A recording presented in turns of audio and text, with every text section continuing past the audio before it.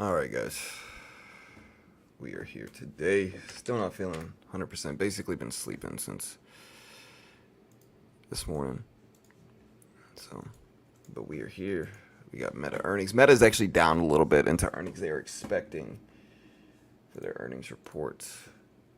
They're expecting 432 EPS on 36.15 billion in revenue.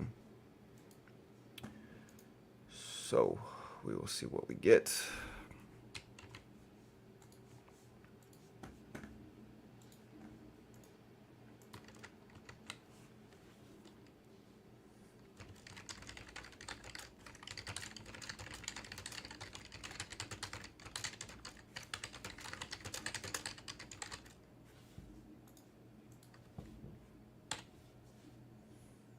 The earnings drop right at the closing bell, right at like 4:05. I think it's 5 minutes, technically scheduled for 5 minutes after the close, similar to Tesla's results.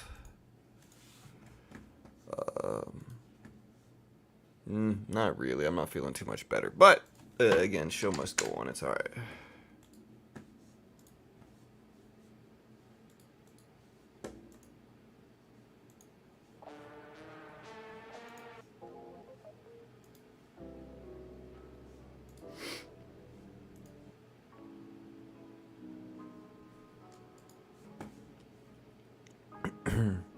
Yeah, the real talk is about AI.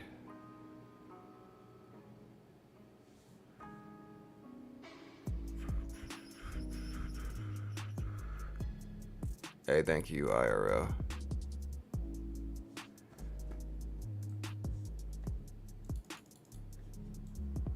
Boeing ended up dropping a lot, so corrected all the way back down. Tesla's still doing really well, though. Tesla bounced. We're still green on the day.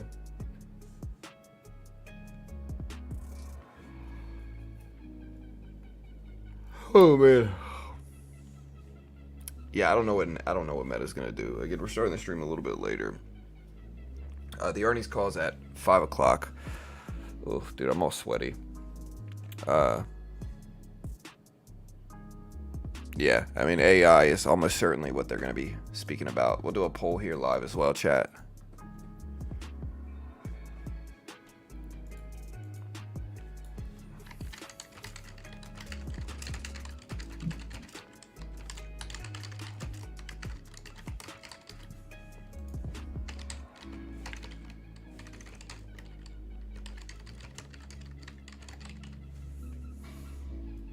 All right, so does Meta beat or miss their Q1 earnings? Let me know what you guys think. The results come out at 4:05. The actual earnings call is going to be at 5 p.m. I'm feeling a little bit better, but not 100% at all, you know.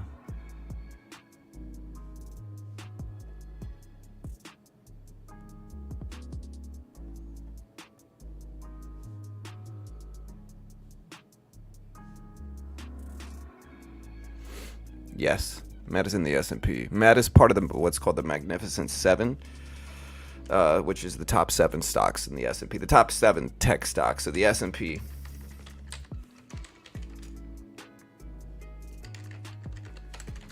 If you look at like a wait list for the S&P,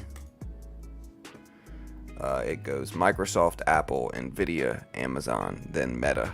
Google's number 7, 6 and 7.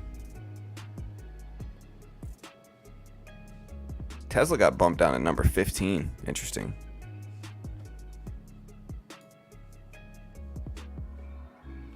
But yeah, today is Meta. We also have Ford, IBM, Chipotle, ServiceNow, VKTX. Nothing else really big, but we got those companies, and those are relevant enough, I think. I don't really know what's going to happen here, chat. I don't really have any predictions. I think it's interesting to watch. You know, Meta's on the right side here. We're at 493s.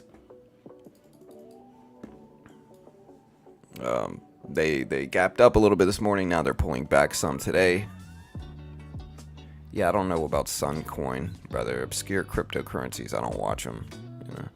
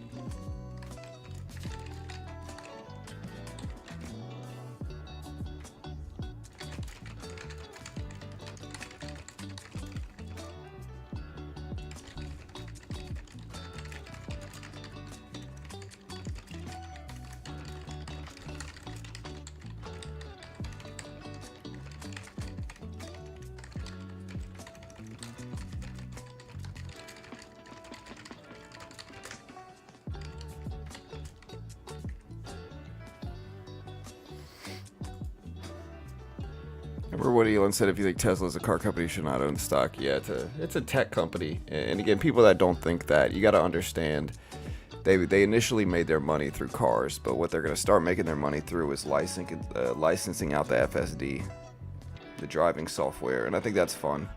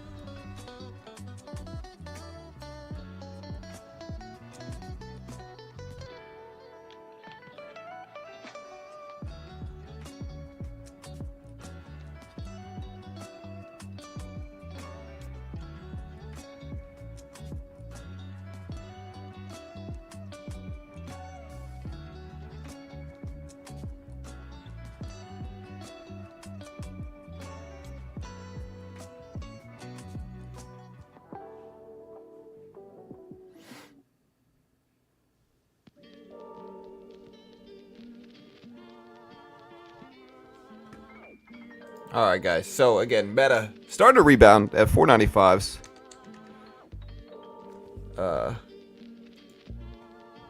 Again, starting to rebound.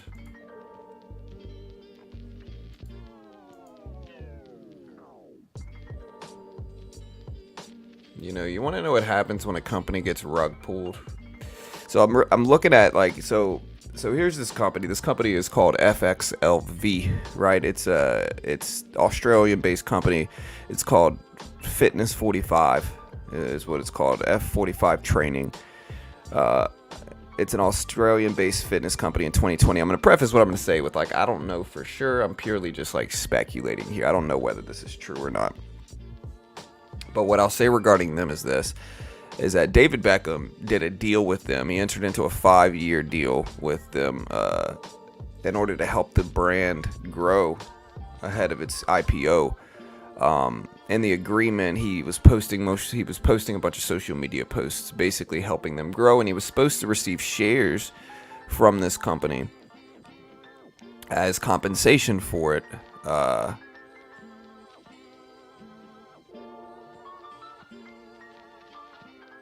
And so the company went public, and they were supposed to give him his shares within 6 months and 12 months. They're available to him 6 months and again 12 months after they went public.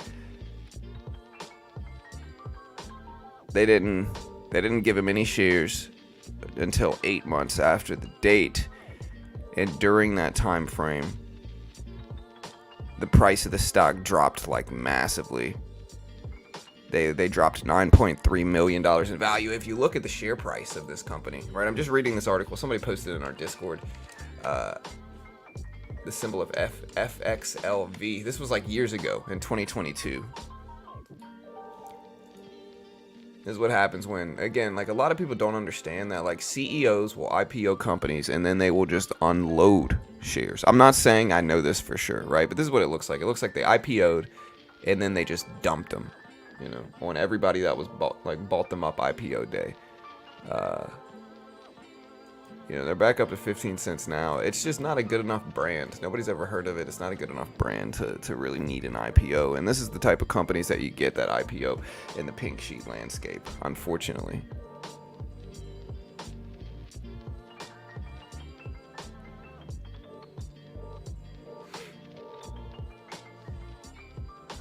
Plug Power. I mean, I've sold most of my Boeing position this morning, right around the open. If you guys remember that, I have 4 shares left. And so, and again, I told you guys that I bought 15 shares. I sold. I have 4 shares left. We're still doing really well today. I don't know whether I should take profit in gold. Apple was treating me right today. Apple leading into this tech stock run. I don't know whether I should take profit in Apple or just let it sit. I think I should probably just let it sit. It's Apple, you know. All right, so Meta is expecting. Again, chat. So Meta is now expecting 432 EPS.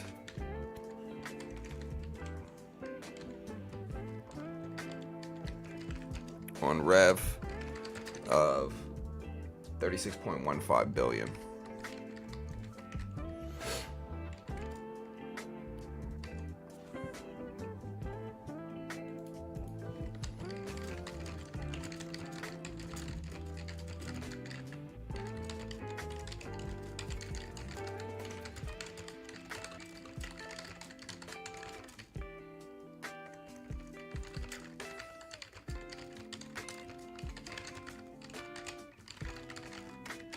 Alright. So again, we'll put the expectation up here. Hey, will you do me a favor? Yeah, I just need you to do one thing. I need you to go find me a charger for this. Right there. I just need a block. It's a really old one. It's not a USB-C 3. It's like the one like this? Yes. Okay. Hey, and then I'm gonna leave that.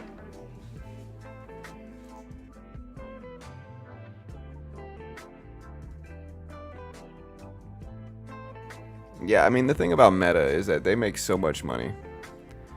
Specifically from Instagram. You know, specifically from Instagram, they make a lot of money. So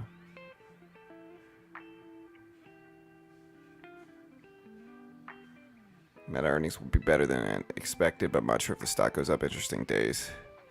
Yeah. In crypto news, I heard a few noteworthy whales are buying up Shiba. Yeah, maybe. Thank you. Thank you. Love you.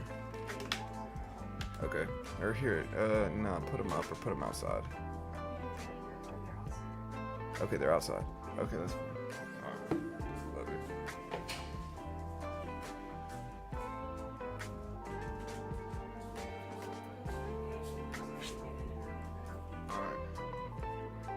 Alright, love you.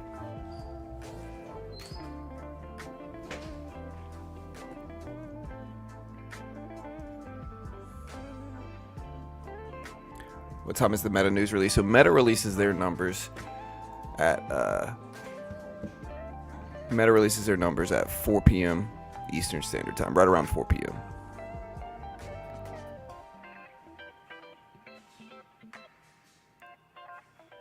No, I said put them outside. I'm talking about my dogs. I've got 2 German Shepherds, Bruce and Rosie. Here's Rosie right here. You can actually see Rosie if I post her. Rosie has her own emoji on this channel. I got to get Bruce to make one. But that's Rosie. Bruce is much bigger than Rosie is. He's a male, and he's just big and clumsy, you know. So I was telling her to put him outside. Don't leave him roam in the house with nobody watching him. That's never a good move, I think.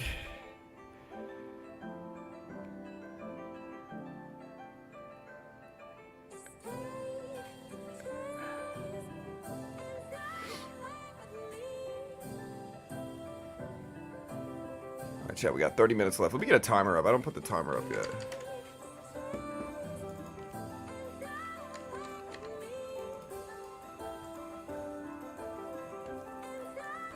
Yeah, we got Metastock right here.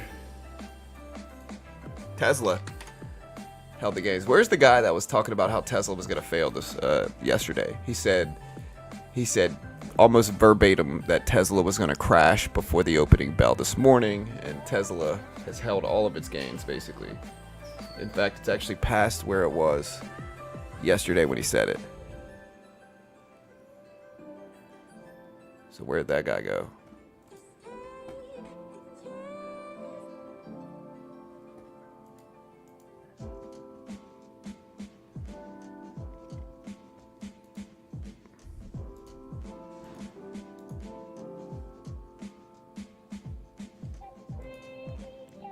Do you think Meta hits the expectation other than the Magnificent Seven stocks go up? I don't know. I really don't know. Nobody does. You know, I tried to tell people this yesterday for Tesla. You know, like, what you typically notice is this. All right, this is something that you usually notice. I notice this not only in the YouTube chat, but also from people that I know, like friends that I know that don't understand the stock market. Like, typically the people who, like, some of the signs that people are not super experienced with earnings plays or with stocks is how emotional they get about the stock, right? Like, that's number one. And so if they just absolutely hate a company, right? Like, sometimes that hate overpowers logic. You know, like Tesla is down a lot. It's extended on the downside, right? And sometimes people that are the loudest in regards to like talking smack about the company all the time, everything is bad, right? Like that overpowers logic. Again, some of my best trades that I've ever gotten in were trades that I got made fun of and shamed for getting into. You know, trades that I was made fun of and shamed for buying. Snapchat, Apple, Disney, Target, you know, trades that other people made fun of me for buying were some of my best trades. And so I think you have to understand these are some of the most successful companies in the world, right? Regardless of whether you want them to be or not, regardless of whether you like the CEO or not, on any of these companies, they're the most successful companies in the world. And so betting against them is usually a risky bet. Even if you're right, probability wise, they're usually eventually going to come back up. Like, eventually they're going to bounce back and they're going to continue to move up and continue to grind up. And that's just kind of the nature of blue chip tech stocks, is that most of the time they're going to go up over time. The longer you hold them, the better your odds are. But short term, anything could happen, you know. That's why you see Tesla report bad EPS, bad revenue, and still rip up yesterday, you know.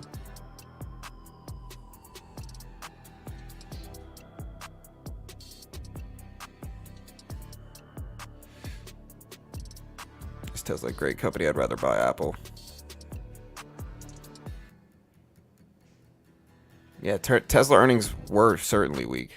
The difference is that Tesla numbers long term, like, again, I showed this earlier, right? So for the Tesla haters, right, sometimes you gotta just look at the numbers. Sometimes it's easier just to look at the numbers, right? And these might not include these latest numbers, which are pretty much on par. But are we really gonna act like this chart is not a healthy looking chart? No, I clicked the ad. Oh no, who knows what's on my computer now? I clicked one of the. It's a iShares BLK ad, so it'll be all right. But here's their revenue graph. Are we really gonna act like this is not good revenue increases? Like, it looks pretty solid. Look, if we look at their EPS graph, it'll show a very similar thing.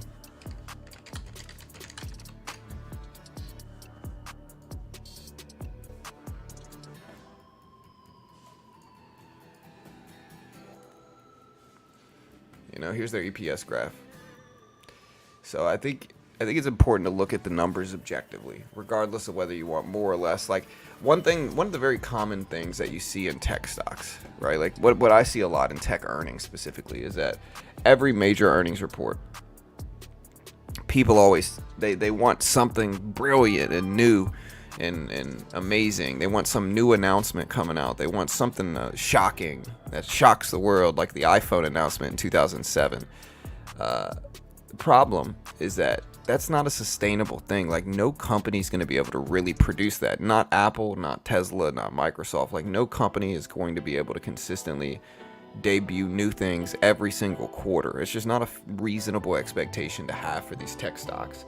And so you got to understand there's going to be some chains of earnings calls that they're a little underwhelming, and that's okay, because they're probably saving it. Like Tesla, as an example, is probably saving it for the August, you know, the late year earnings call to debut the robotaxi news, and that might actually do big things. And so you gotta have reasonable expectations, I think, is the point.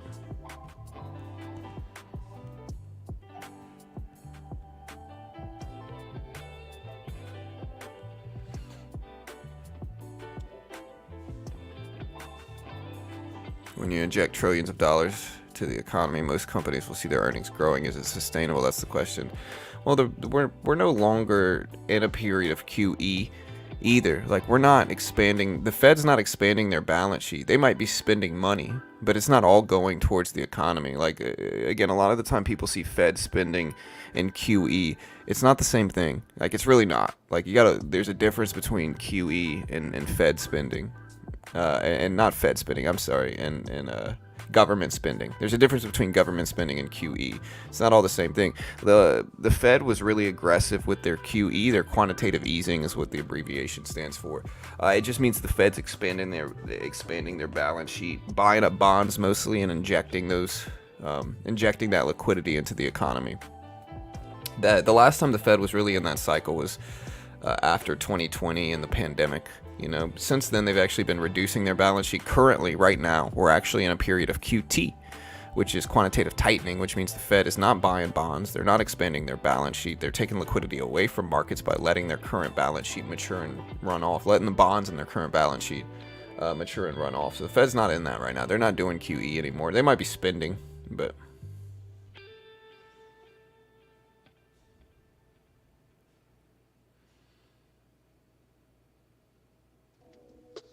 I think you don't... what do you think QE is, Red Green? If you think it's just money printing, it's not necessarily. Like, it can be, and it does. It's indirect. QE is mostly the Fed expanding their balance sheet by buying up bonds.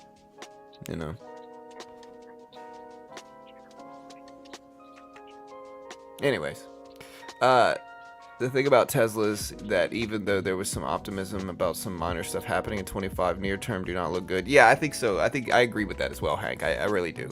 So it's not like I'm just a pure Tesla bull. My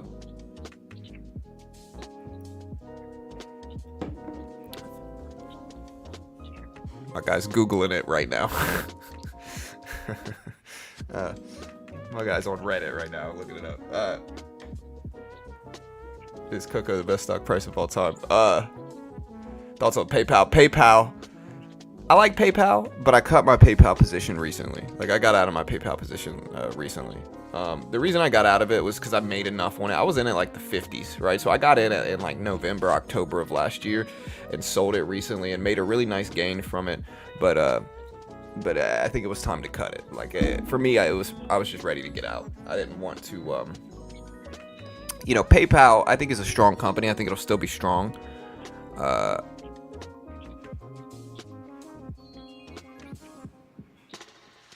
Like, the problem is people correlate QE with simply money printing, and it's not that simple. It's much more nuanced than that. Again, QE is a form of what a lot of people call money printing, but what it actually is the Fed buying up bonds, and that's the way it's printing money. But it's not what people think. It's not just government spending, which is a really big misconception for some people, where they think government spending is QE, and anytime the government spends money, that it's QE, but it's not. Anyways, Meta. So Meta's an interesting company. Meta owns Instagram. Meta Zuckerberg. Meta was really looking rough. Meta was really looking rough a couple years ago. Meta was under $100 in 2022 at one point. It was like $90 a share.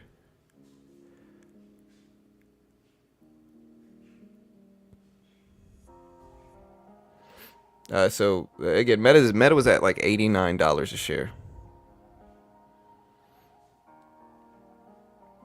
And they did a complete turnaround.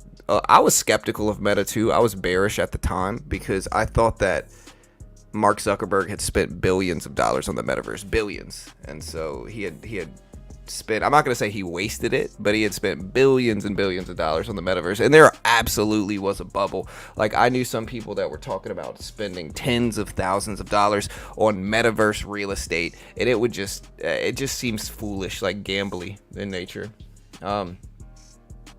Especially if you don't even have one established. Like the safest one, I would argue, is certainly Facebook and Meta's metaverse, right? Like, the most established one is obviously the most established metaverse in the world is Meta's metaverse, pun intended, I guess. But I still think it's way too early. I think there's a lot of kinks they have to work out in terms of the Quest. And I bought my kids the Quest. and they never used them. My son only recently started. My son actually recently started using his again, only because some of his friends were using it. But I think we need much more broad adoption before we see it take off like that, in my opinion, right? But maybe I'm wrong. Again, I could very easily be wrong. I don't know. But I tend to like Meta as a company. I think the margins are really good, you know? So I think the margins are really good. I think if you look at the PE ratio for Meta, they just make a lot of money. And again, they have really good margins, to be honest. Most software companies do, but when you look at it in this regard, right? Like, so their last earnings report,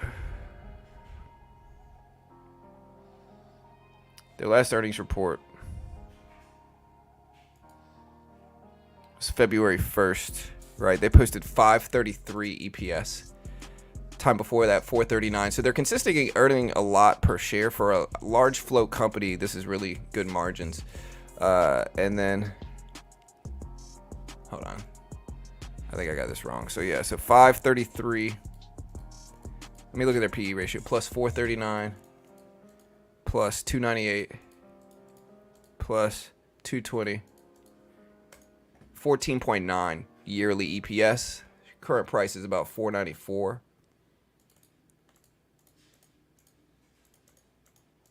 They have a PE ratio of about 30, 33. It's not a bad PE for when you look at Tesla's PE, which is like 60 something, Nvidia's PE 60 something, a 33 PE, not bad. It's not terrible. So their margins are good. Their EPS is good. Even today, they're expecting a little bit lower than their last one. They're expecting 432 EPS, but a lot of this could be seasonality. Yeah, good margins.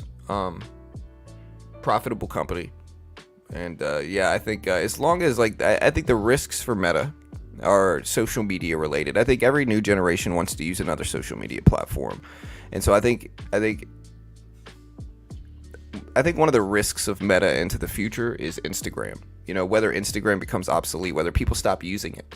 And I think young people gravitate to new social media platforms. New generations do. When new generations get older, they go to different platforms, and then those platforms grow, so forth and so on, right? I think that's something that's very common. That's something that you see a lot with young people, and I think, I think we can kind of see that with this. And so I think as long as Mark can stay on front of social media, I think they'll be okay.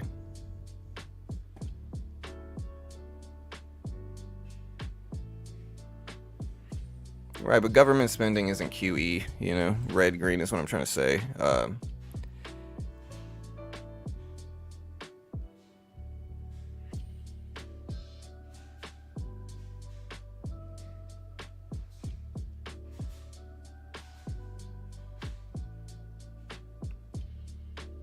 Alright guys, gold at 23.32. So gold's dipping down. Tesla's still holding right at that 200 EMA. But yeah, not a bad PE ratio for Meta. Good margins. Yeah, I think the biggest risk is Instagram's obsolescence. Just not to use big words, but I think if Instagram goes obsolete, that's the risk. And again, I think Facebook, you might as well call it done. The only what I think Mark is smart, right? I think Mark understands this. I think what we've seen lately is that, I think Mark understands, Facebook was my generation. When I grew up, I used MySpace as a teenager. MySpace was freaking cutthroat as well. You had top 7 or top 8. If you didn't have some friend in the top 8 and they had you in the top 8, they were mad at you. You did it wasn't real coding. A lot of people want to claim to be coders from Facebook or from MySpace or whatever, but it wasn't real. It was simple HTML, CSS, right? But it taught you, you had to learn how to center things and do stuff on MySpace. It was a different time. Then eventually Facebook happened and everybody kind of transitioned to Facebook, and everybody went to Facebook, and again, I was one of those. I'm always late with the switches, right? So I was on MySpace longer than I should have, while everybody else was on Facebook. I was really stubborn, I guess is a better word for it. Eventually, everybody went to Facebook, and then after a certain point, after a certain point, people started going to Instagram, and then I think Meta bought Instagram. Facebook bought Instagram. And now Instagram's big, and now people are going to TikTok, So the question is, what does that movement look like? Well, yeah, no, I know Instagram's now owned by Meta. That's the point. It's like they have to stay in front of, Meta will drop because the market is manipulated.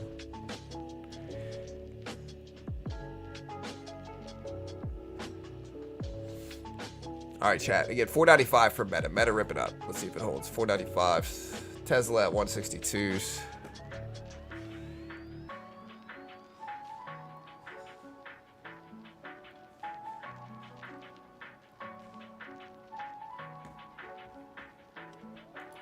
Let me look at our poll numbers. I don't think I did a Twitter poll. Let me do one, I guess. Are you bullish or bearish on today's Meta earnings? Let me know in chat. Let's get the chats. We already did a vote. Are you bullish or bearish? Commenters, are you bullish or bearish?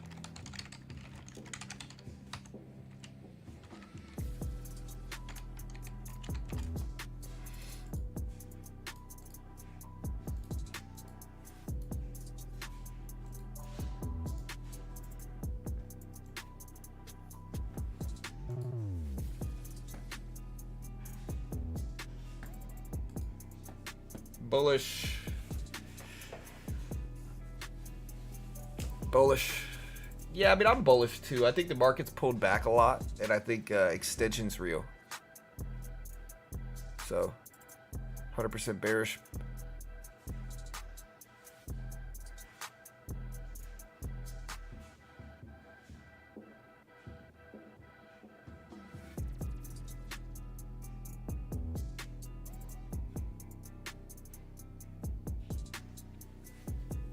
Bullish for sure. Nvidia's getting slaughtered. I mean, of course it's not. Like, Nvidia dropping down to 800, or I don't know, maybe I'm wrong. Nvidia's down, but it's right back to 800 bucks. Nvidia, like, look, I think you have to look at these charts objectively. Like, there's a very famous quote, and it goes, when in doubt, zoom out. And if you look at a yearly chart on Nvidia, this is the yearly chart. You know what I mean? Like, nothing that looks like this is going to sustain straight up. Like, nothing is going to go straight up. In fact, I think this is probably the healthiest thing that could happen to Nvidia. I talked about it before. I think even if Nvidia just maintains sideways, I think it's good. It had this parabolic run. Now it's dipping down. We'll see if we stair step back up. But who knows? But I agree, it's not a good day for Nvidia, that's for sure. Somehow my equities positions are still green.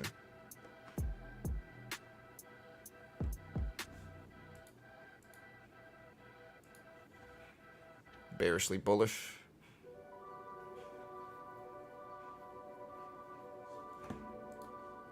All I have to do is look at bonds to be 1000% bearish. So do you mean bonds are spiking? Is what I'm assuming you're saying? I haven't looked at them today. I've been sick. They're up today for sure. 10-year at 4.65%. So today started bullish, but then it got bearish. Why?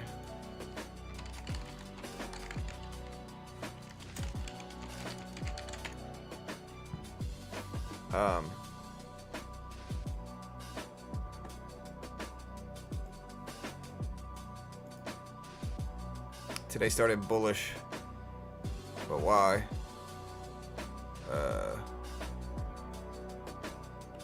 Hold on. I've got a great answer to that.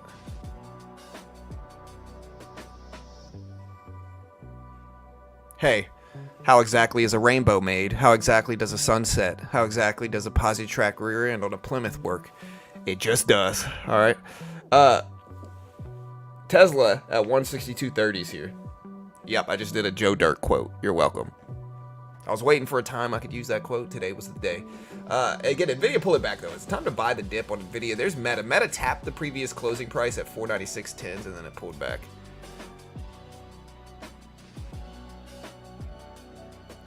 I mean, I don't know if that's the TT band is really gonna happen, but if it does happen, of course it's bullish for Meta. Definitely bullish for Meta if it happens. But we'll see. Again, we'll see. Yeah, I mean, most things are still flat, SPY's actually slightly green today. Q was green too, so they're both mostly green, in all honesty.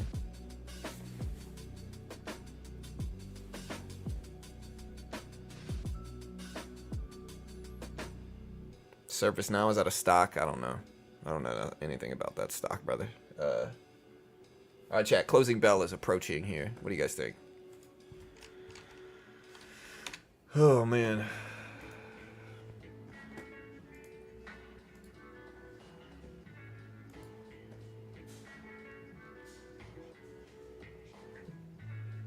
All right, guys. Meta earnings stream about to start. But already passed.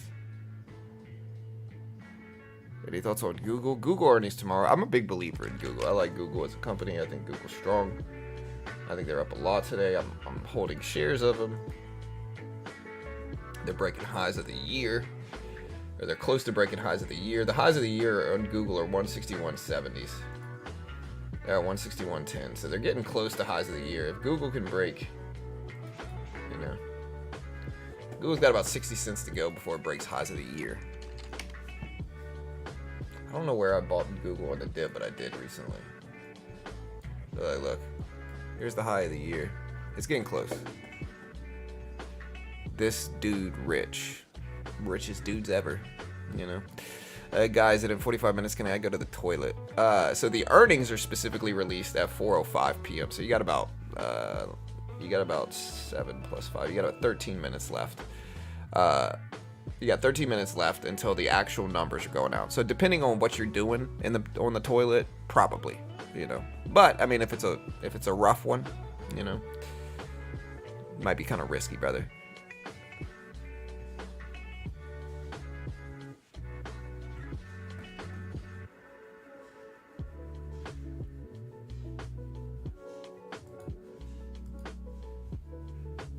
Yeah, we'll probably do Google earnings tomorrow. Google or Microsoft. I don't know which one yet. We'll see.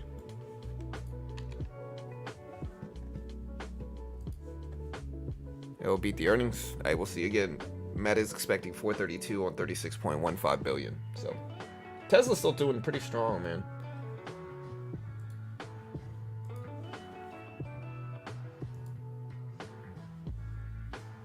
All right, 64.1% are bullish on Meta. 35.9% are bearish.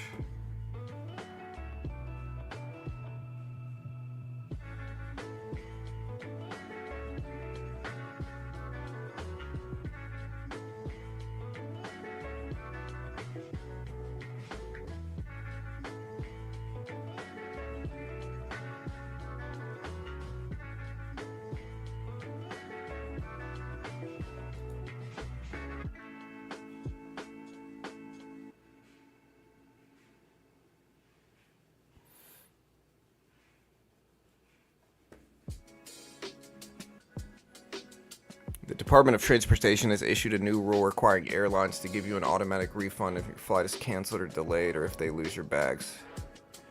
Good, man. They need this.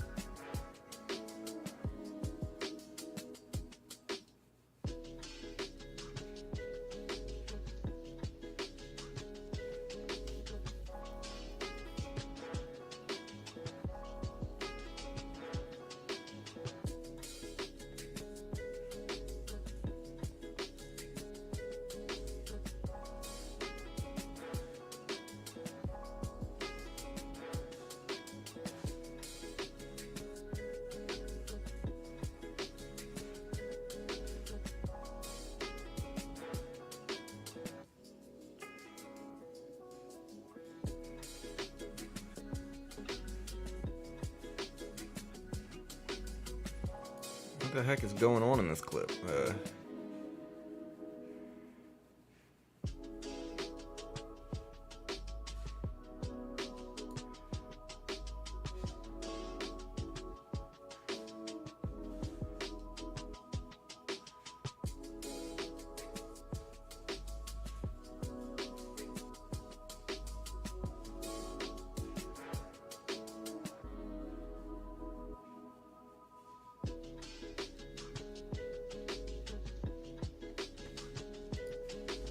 Stock split. I don't know, man. We'll see. All right, chat. Hey, we got 2 minutes left, roughly. About 2 minutes. IBM, interesting. IBM, man. I'm surprised IBM's even still a company. Did anybody see the BlackBerry movie that recently dropped? So the BlackBerry movie is on Hulu. It's actually a pretty good movie. It's not a bad movie.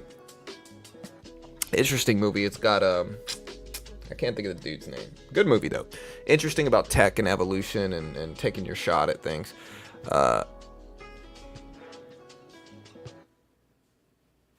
Again, really realistically, we got about 7 minutes left until they're scheduled to come out. Now, maybe Meta drops early. I've seen Meta be late, though, a couple times. But maybe they drop early. Maybe they drop later.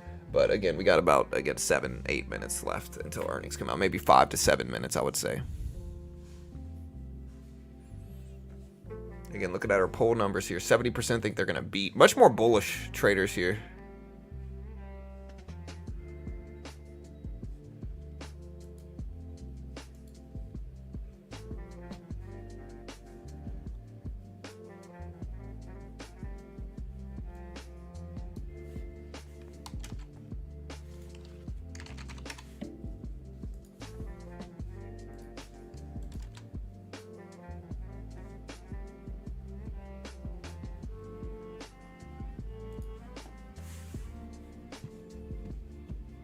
Yeah, sometimes they're late. Meta has been notoriously late. Hey, we got 1 minute left. We got about 500 people here. This number will probably jump as we get closer. We still got about 45 seconds until the actual closing bell. Yeah, I know the Llama AI is really good, and I think they recently dropped it too, right? So I think they recently came out with it. So I think, and I think their AI has been pretty well known. Also, so we'll see what happens. All right, so there's the timer ending, but we still got about 20 seconds realistically here.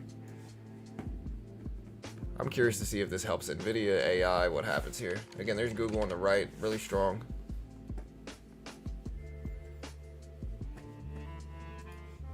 All right, so here's the closing bell, chat, in about like 10 seconds, 5 seconds really.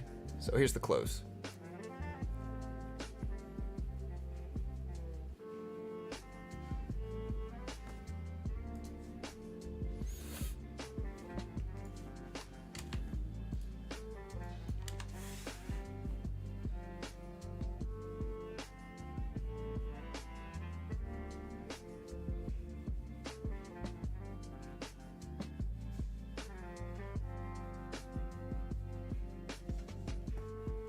Yeah, I mean, Plasmo, you were wrong, I think, brother. All right, so let's wait for Meta here. You said, quote, Tesla will miss, it will go down, and then for some reason will bounce up, hurting shorts. Basically what you said. Again, you were right about it missing, which it did. It never really went down, though. Like, it just basically went straight up. So it's not like it trapped shorts and went down first, got a bunch of shorts interested, and then ripped up. You know, it just kind of went straight up. Pulled back a little bit, but never really dropped. The only real downward candles are kind of random rogue orders getting filled, kind of huge wicks that happen all the time. No offense to you, sir. All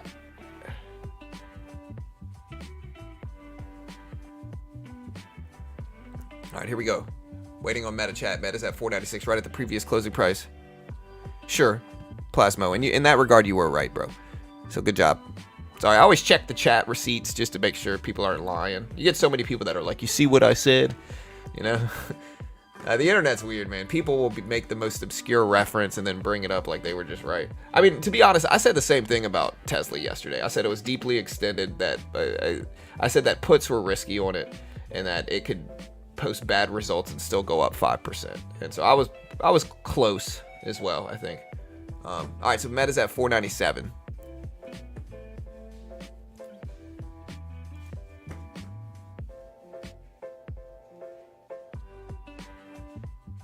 All right, so the White House says China should allow TikTok to be sold. There's a number of interested potential buyers, they say. All right, guys, waiting on Meta here. Chat, waiting on Meta. Got about 800 people here live.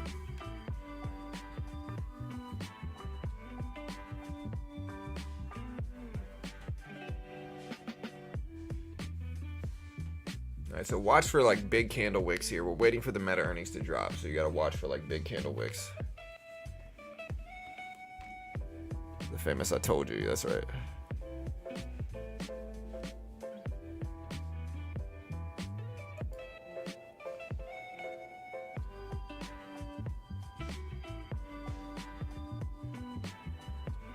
So the Meta, or the actual numbers release IT is going to be right around now. It's going to be in about a minute or two, sometime over the next 3 minutes, most likely. The earnings call. So when the CEO gets on the call and speaks, when Mark gets on the call and speaks and breaks down the last quarter, that happens in an hour. But specifically, the earnings release happens now. So the earnings are going to release soon. The earnings call is in about an hour. And we're going to stream all of it live, so you won't have to go anywhere.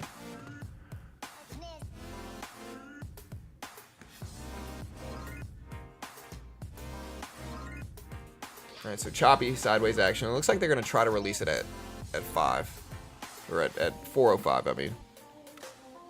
All right, so let me look. So we did have IBM earnings. They're supposed to. None of them are really coming out at 4. We can look at IBM, see what they're looking like. We also have Chipotle.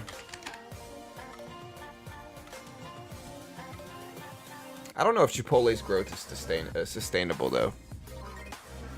You know what I mean? All right, so there's a big candle. I don't know if this is from earnings yet or not, but doesn't look like it. All right, so still flat. Technically, guys, we got 1 minute left. We got about 1,000 people here. Let's see what we get.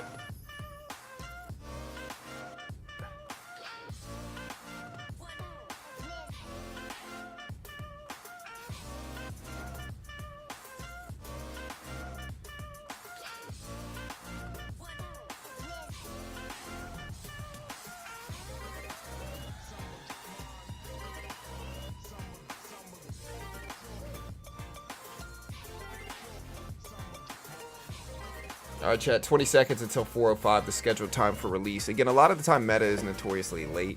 I'm not saying they're going to be late, but a lot of the time they can be. Also, we're going to throw this bad boy in sub-only mode if you haven't already subscribed. We do all this for free. We don't charge a penny for it.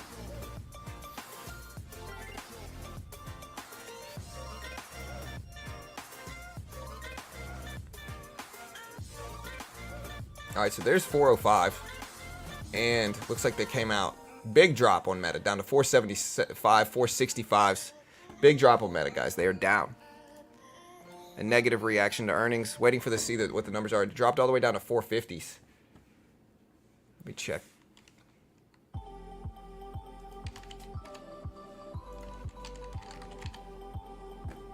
the way down to 450s, guys. All right, so Meta is out. They posted revenue of 36.45 billion, so better than expected revenue. Down to 450 though.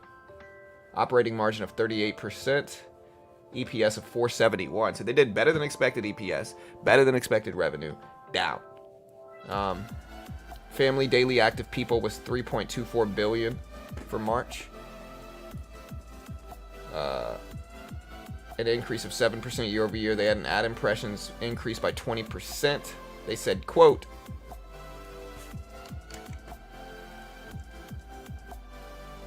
yeah, I mean, it's not too strange when you look at Meta's chart. Meta's very strong chart-wise. And so, again, they said, quote,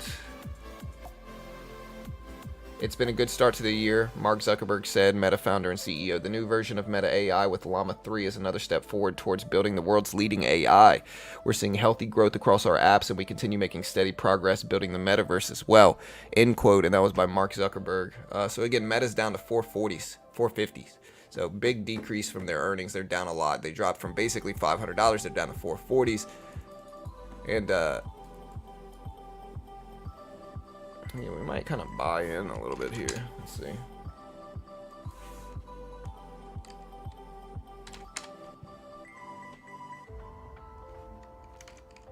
gonna buy a little piece of this down here if we can.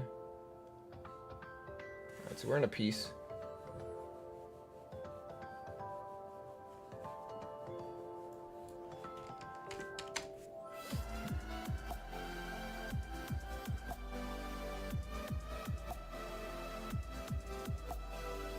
So again, Meta dipped all the way down to 440s. This is one of my favorite trading strategies too, but we'll let it work. Again, Nvidia spiked all the way back up to over 800s here as well.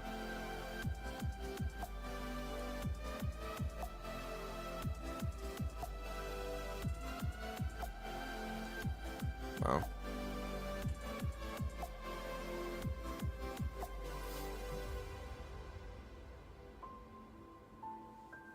Yeah, I mean, this is pretty typical, guys. Like, look, companies are not always going to be binary reactions. Like, good earnings, they go up, bad earnings, they go down. Like, there's a lot of nuance behind earnings, and a lot of it has to do with extension. I told you guys this yesterday with Tesla on the opposite end, right? Tesla had bad earnings and went up.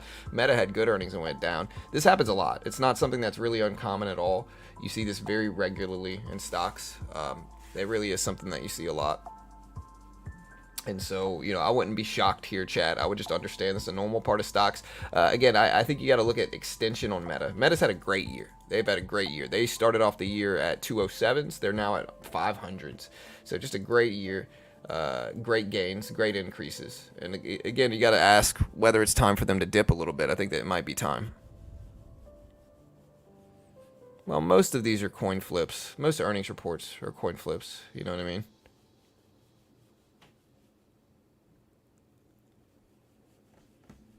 So, add a little bit more to this position.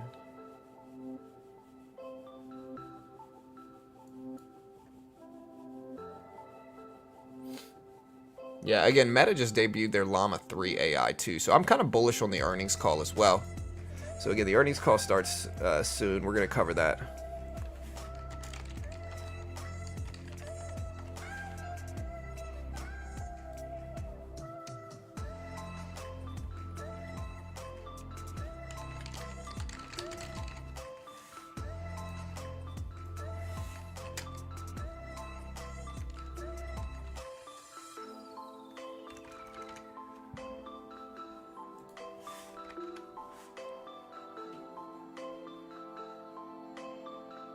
Again, Tesla's still at 160s.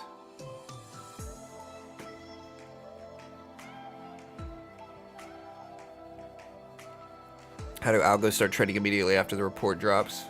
I mean, because they're algos. Like, they have triggers that, like, what's really going on here, especially with these reports, is like they're taking the earnings report and they're dissecting it quickly with algorithms. And then once they're dissecting it, they're using that to take the appropriate base trades on sentiment identification, you know, from the algos and the AI that they're using, especially with this.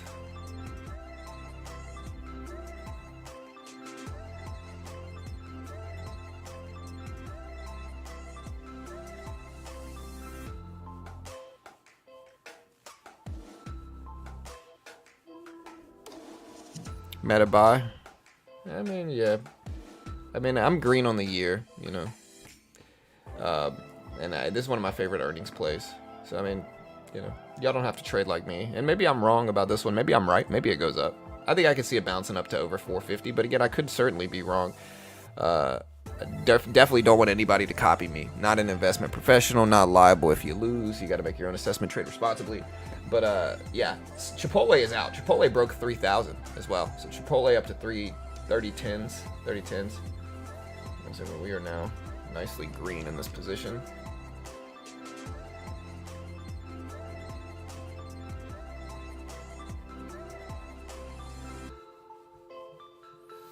Okay, what about IBM? So IBM is dropping their numbers too.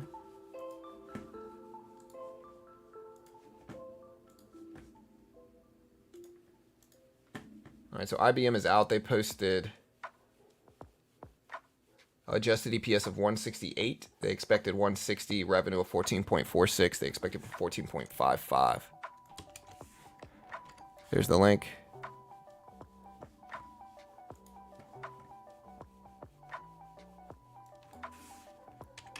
My dogs are barking.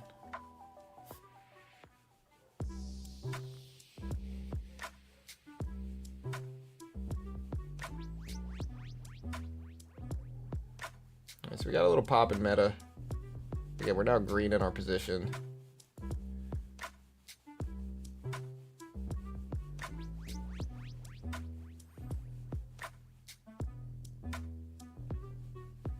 All right, IBM is dumping down, chat. Check out IBM here. IBM down to 177.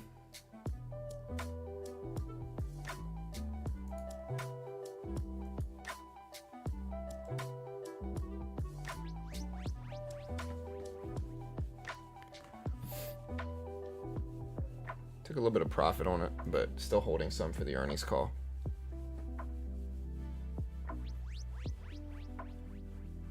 Also, guys, if you haven't already, check out my sponsor, Apex. If you want to be able to day trade in the futures market, you can day trade short, buy market, sell market. Very similar to day trading stocks.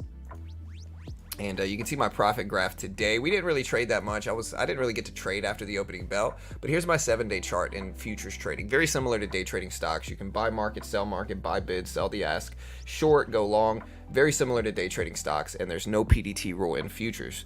So you can get exposure. The patterns are very similar to blue chips. You can day trade essentially the SPY, essentially the Q, and what's called the E-mini and the NASDAQ E-mini. The S&P E-mini and the NASDAQ E-mini. There's no PDT rule when you do it, and it's just a great way to learn how to day trade. I am funded in a $100,000 account, and again, the way I got that funding is they give you a demo first. Apex is one of the most legit in the world. They pay out to their traders over $100 million. They have paid out over $100 million. And again, they give you a demo. They test your skill with said demo. And if you could pass the test, they fund you. If you can't pass the test, again, you'd probably lose the money yourself, to be honest. Most day traders lose. And so if you put up $5K for your first account, like, I hate to break it to you, but you're probably going to lose that first account. This is a great way to learn how to day trade without that big risk. And again, you're still risking something. So you're still learning how to trade under pressure. And if you're good enough to pass it, they fund you between 25K up to 300K. If you fail, though, your risk is noticeably less. So if you fail this, well, the base one's 25K. If you fail it, you're out $30. That's how much it costs. If you use my link, that is. It's $30 if you use my link. And again, to get the discount, you got to use my promo code BT, Beginner Trading. BT, 2 letters, very easy to do. Again, you can kind of see the discount. It's $147. You get 80% off.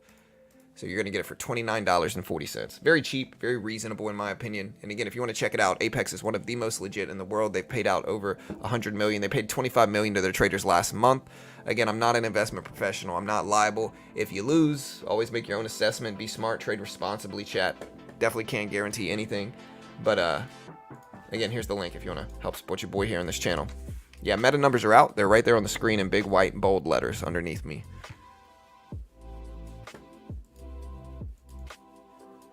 Good numbers for the most part. They beat EPS, they beat revenue. Let me see what else other numbers showed up. So Meta, I'm looking at their guidance. So Meta guided for Q2 revenue at $39 billion. They expected $36.2 billion. So again, I'm going to buy this.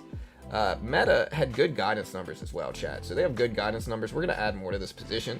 Again, Meta guided well too. They guided for $39 billion versus, or they guided for $39 billion versus $36 billion expected guidance. So yeah, we're going to hold this. Again, I'll put the guidance numbers up.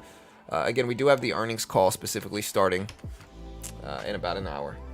But they guided well too here, chat.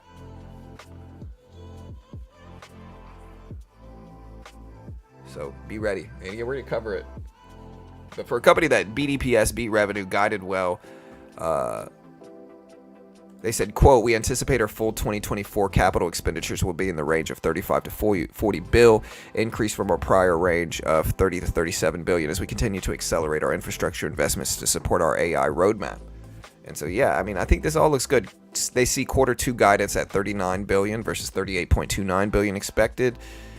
They said we expect full year 24 expenses to be in the range of 99 billion, updated from our prior outlook of 94 to 99. So again, better guidance than expected here. Meta family daily active people are 3.24 billion on average for March, up 7%. Ad impressions increased 20%. Again, GAAP EPS better than expected. GAAP revenue better than expected. So this is all pretty good, you know. Low PE ratio. Yeah, I'm charging them right now. Define extension. I would argue this extension, again, it's subjective, number one. So it's what some people are going to call extended, other people are going to call, you know, cheap, whatever. So it's subjective, right? It's opinion based. But when I see a company that's got a 30 PE ratio, you know, so price to earnings ratio, relatively cheap, means that it's performing as it should be to a certain extent. It's not a crazy high 50 or 100 PE ratio. It's got a 30 PE. So a low PE ratio, which is good. The lower, the better. Do good expected, better than expected EPS, better than expected revenue, better than expected guidance. Debuted a recent new AI project, the Llama 3, which looks really, really good. And so when I see that, I'm more likely to take the risk. Now, of course, it could just dump on me, and all that stuff. But again, when I see that, I'm more likely to take the risk and buy it up, personally. But again, that's just me not telling you to buy it. I have no idea what's going to happen.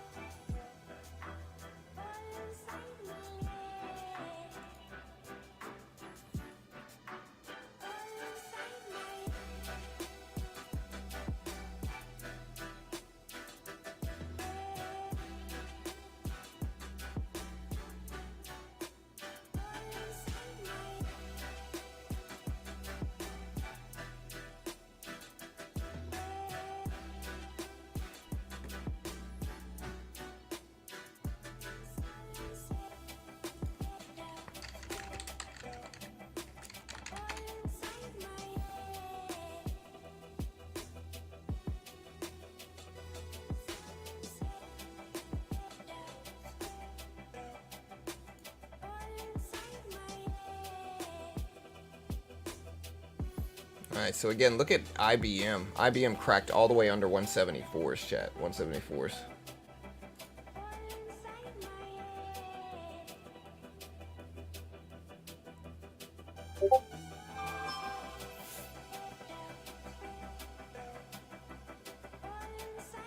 No, I'm pretty sure earnings don't count for news. But you would have to reach out to them and ask them. So does this type of move indicate a rigged market?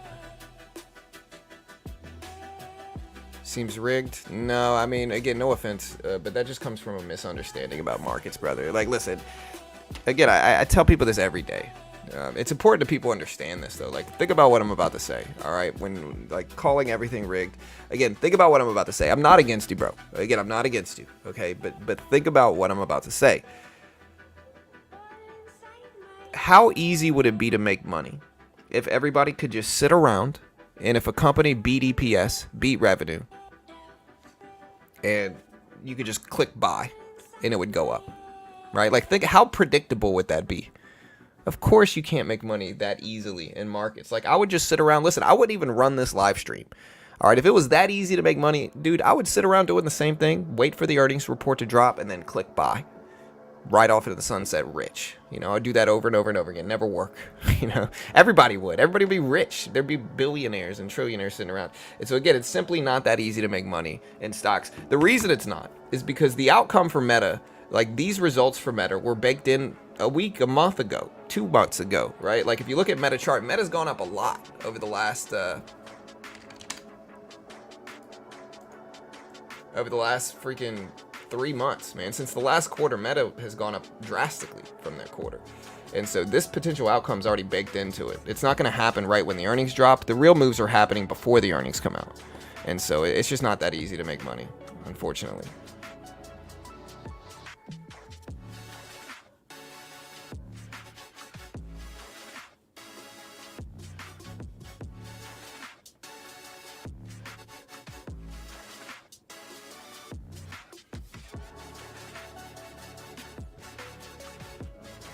Dog barking. Who has dogs barking? Hold on, guys.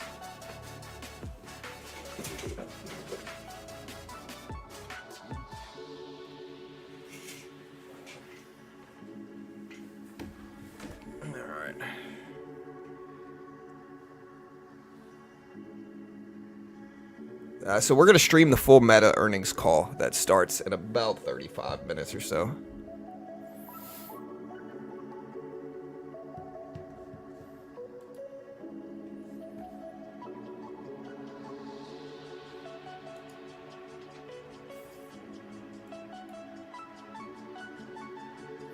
Yeah, Meta's down a lot from this earnings call.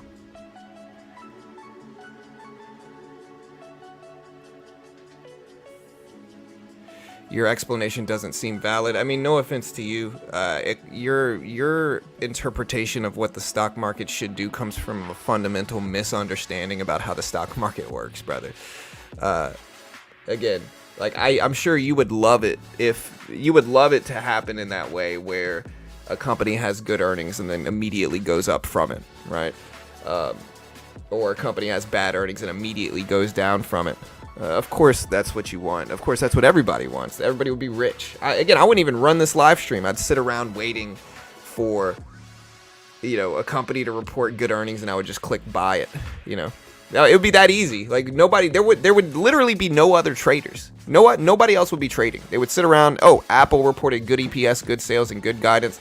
Buy, rich. You know, of course it's not that easy. Again, the real reason, you got to think deeply about it. Like you have to understand, the market is open 24/7.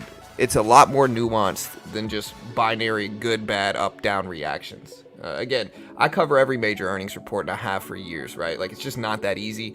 The real moves are happening a week ago, a month ago, you know, at the end of the last earnings report. You know what I mean? Like Meta's already really extended on the upside. And so, look, Meta's up a lot. You know what I mean? It's not just going to go straight up, even if it has good earnings. There's a lot of nuance behind it. There's a lot of stuff to wait for here as well. Like traders take profit. You know, traders are not just going to sit in it. There's a lot of reasons stocks move up or down, and it's not purely based on earnings. It's just simply not. Like there's again, what the bulls are fighting against right now on Meta is profit takers. Profit takers that have made money over the last 2.5 months betting on Meta as a healthy company. That's what they're taking profit on.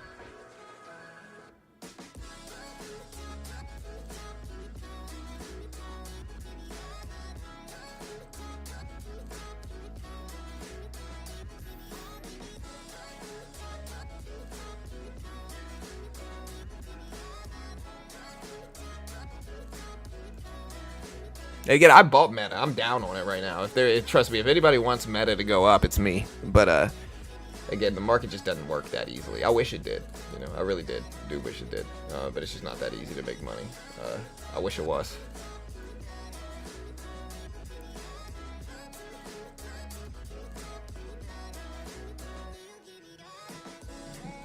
Yeah, but again, it's not weak revenue guidance. Not really. I mean, revenues went up. Like, look, here's Q2 revenue guidance, higher than the analyst expectations. The analysts expected 36.2. They showed 39 billion. And so, yeah, it guided well. It had good guidance, good EPS, good revenue.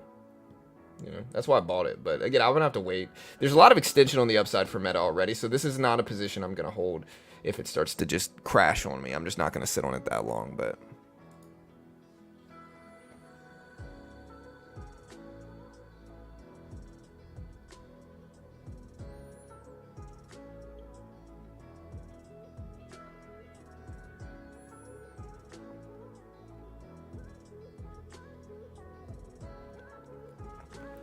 well, you shouldn't trust TA alone.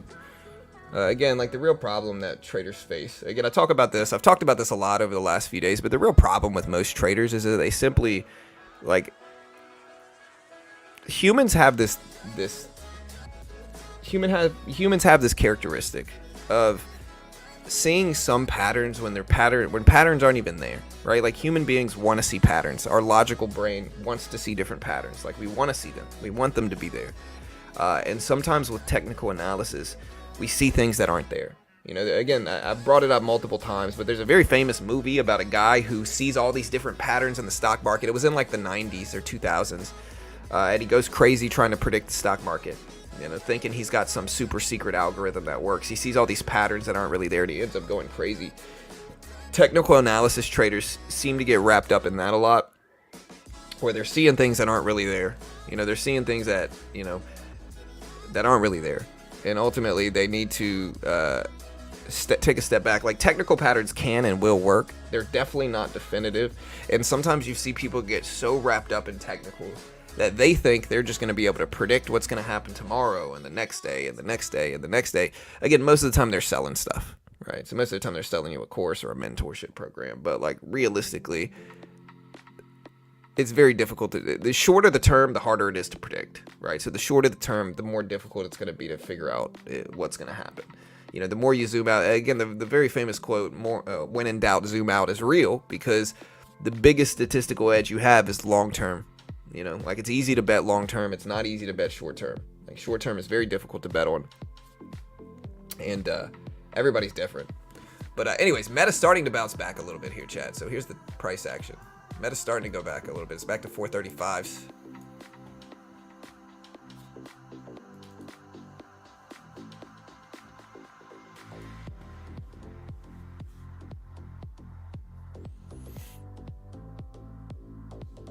probably Q. I mean, he's the CEO. He probably knew.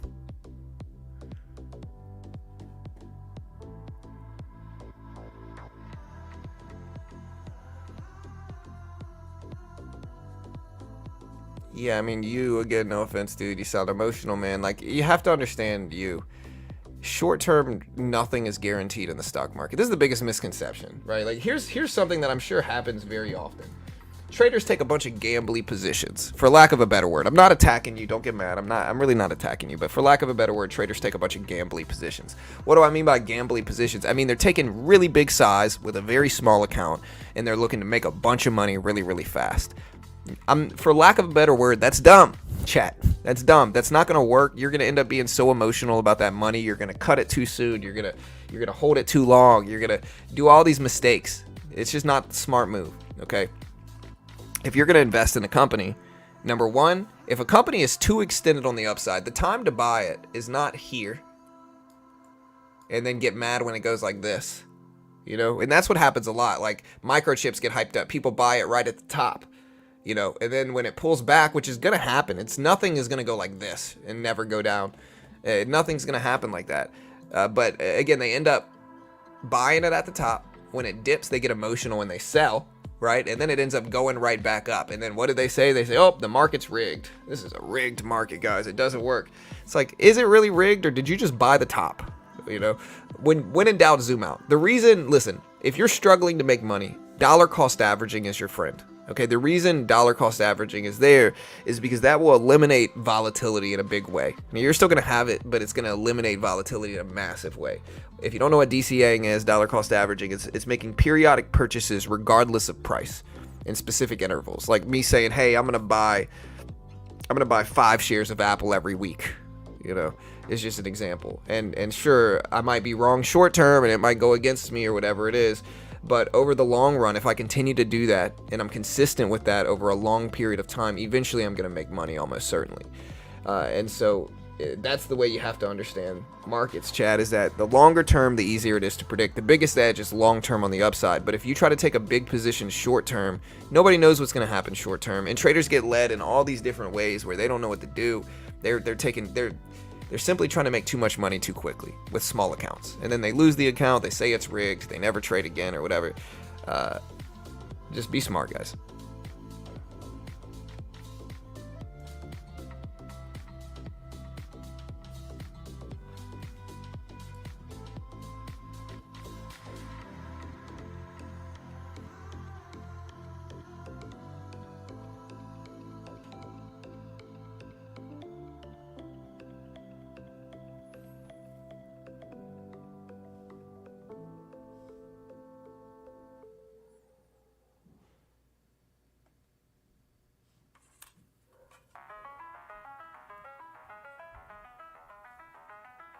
I'm gonna have to let my dogs in. My dogs are just barking and barking and barking and barking. I don't know what they're barking at.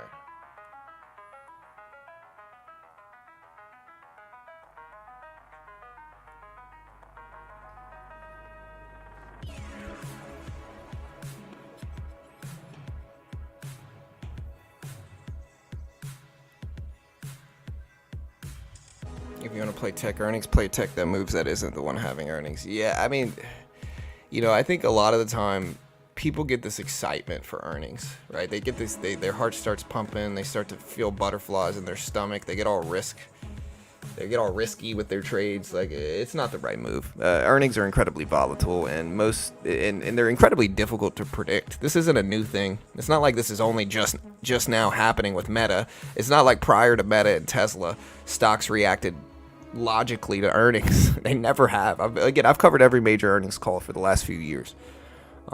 Like every single major tech stock earnings. This is a regular thing. This is normal. I even told people prior to Tesla earnings yesterday that it was very possible that Tesla misses and goes up 5%, 10%, whatever. And that's exactly what happened. And so it's honestly predictable. The big way to look at it is extension. Okay, so like here's the biggest edge I could ever say for earnings. If you're really desperate to try to predict it, there's still not really much of an edge here. But the way you can look at it is like this. Where's the extension medium term? Where's the extension since the last quarter? right? If since the last quarter, like Tesla, the stock went down a whole bunch, right? Where's the momentum? The momentum's on the upside. So what does Tesla do even though it reports bad earnings? It drops, right? When we look at Meta, we can look at the opposite way, right? Meta, where's the extension since the last earnings call? It's on the upside. And so what does Meta do even though it reports good earnings? It drops, right? That's the best edge. Again, that's not definitive. This isn't set in stone either, but that's the best edge I can give you, you know. It's certainly not 100%, I'll tell you that, but it can work. I'm not sure, Alv. Ask them, brother. Ask them, man. I really don't know there whether you can or not.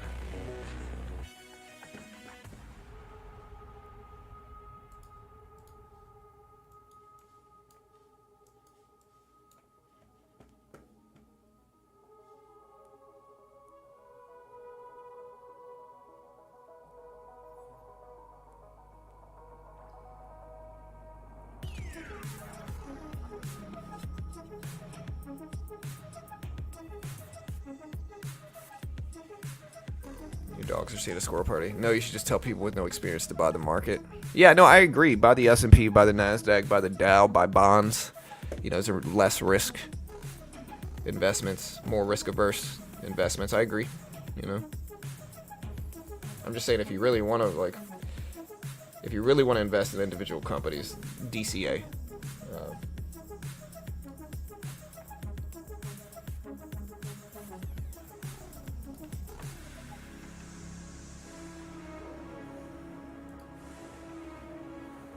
Probably Q. I would assume it might be Q. Is it good for TT? Probably.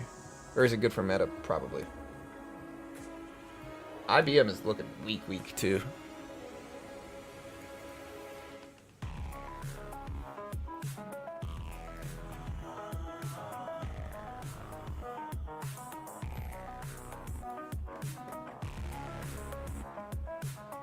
What other big earnings do we have next week? Do we have earnings next week? Let me see.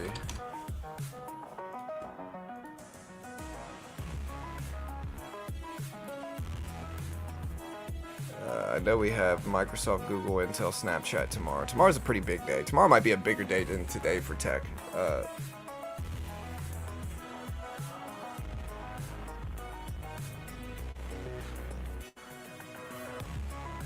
we got PayPal Tuesday.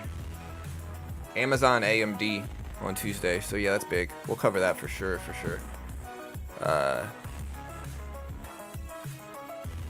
Wednesday, CVS, Gold, MasterCard, QCOM. We're not going to stream Wednesday. Thursday, Peloton, Mara. Apple Thursday, Coinbase Thursday.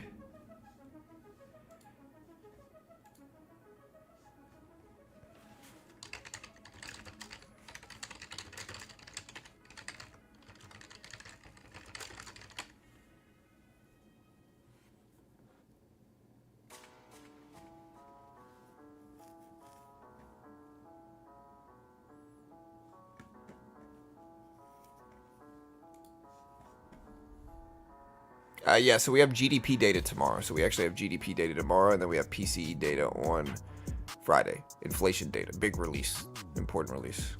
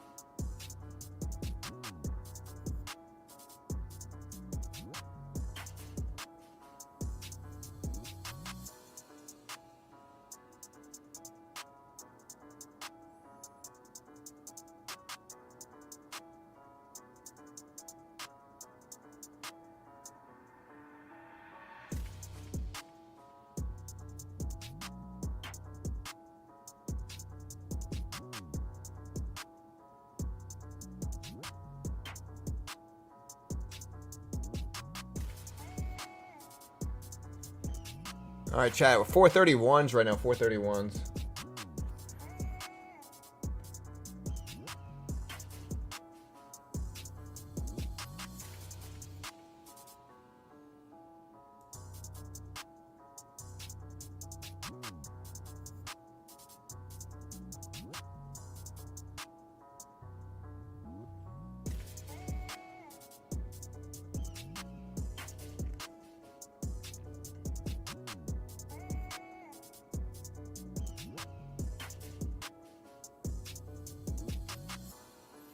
All right, chat, we got 20 minutes left. 20 minutes left. Meta's pretty sideways here. Is it time to buy into Meta right now is the real question. I don't know here. Chat, I really don't know. Number one takeaway from BT is the right mental approach. Hey, we try over here, dude. We try. Apple earnings next week. SoFi earnings next week. Yeah. Hey, I'm ready.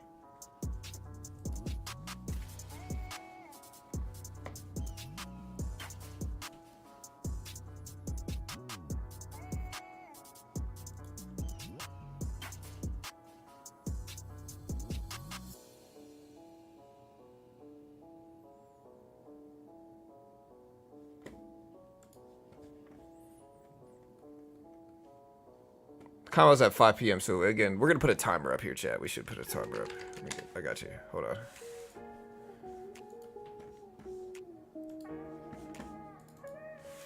So we got 20 minutes left, basically. Yeah, I'm really just hoping I don't get sick again, man. Like, dude, I've been sick for days now. I'm tired of being sick. What makes you able to trade in the AM? What do you mean?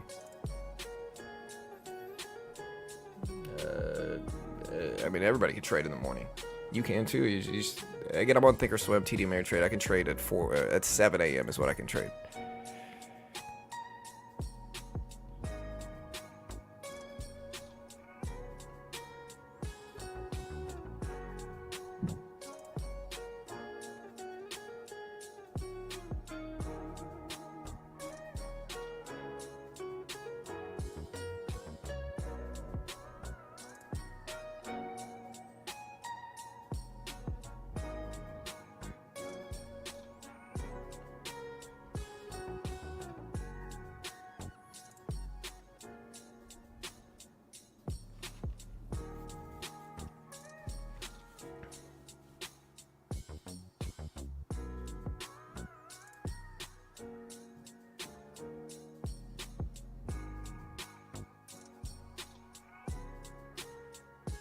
All right, chat. Again, Meta sideways here. Meta sideways.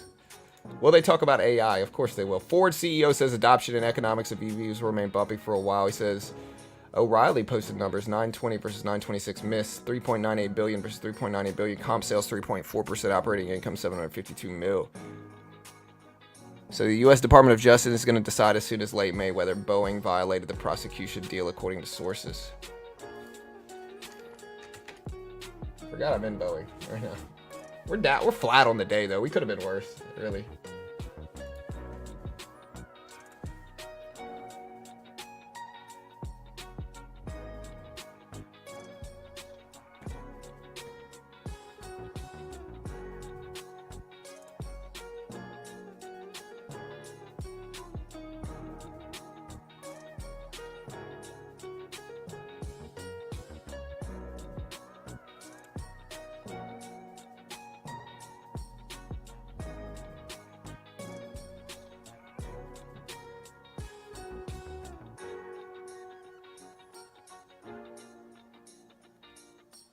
All right, chat.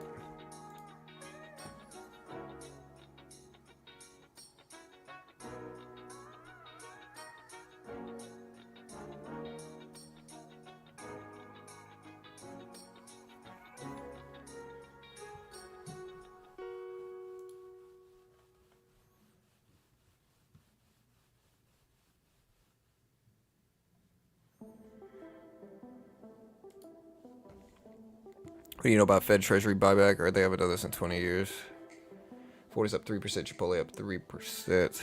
with one rate cut this year. Yeah, I don't know, man. I think I'm not a big person on rate cuts. I don't think we should cut rates. I don't think it's a good move to cut rates. I don't think it's a good decision to cut rates. I think it'll exacerbate inflation and make inflation problems worse. And then we're going to sit there and people are going to complain about inflation. The same people complaining about rate cuts. The same people complaining about high interest rates are going to be the same ones that complain about inflation. Just like the same people that complain about a recession or depression are the same people complaining about inflation when it happens. Like, so one thing you learn is that the public's never happy and people are going to complain regardless of it. You know, they're going to get mad no matter what. You know, if interest rates are low and consumer spending is high, they're going to complain about inflation. Right? If interest rates are high and that pushes consumer spending down, they're going to complain about interest rates or recession, depression risks. And so no matter what, people are going to be upset about it.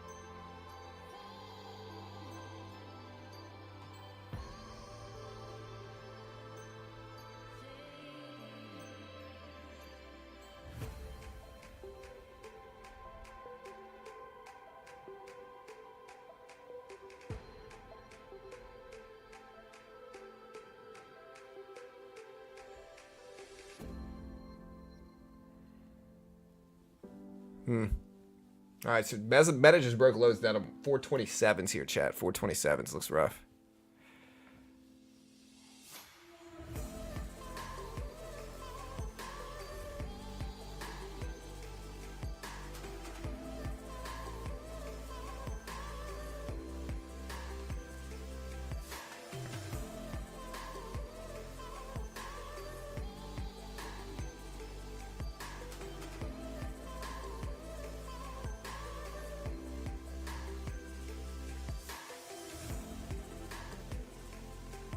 Somebody said no reason for any person to get involved. I'm reading this video.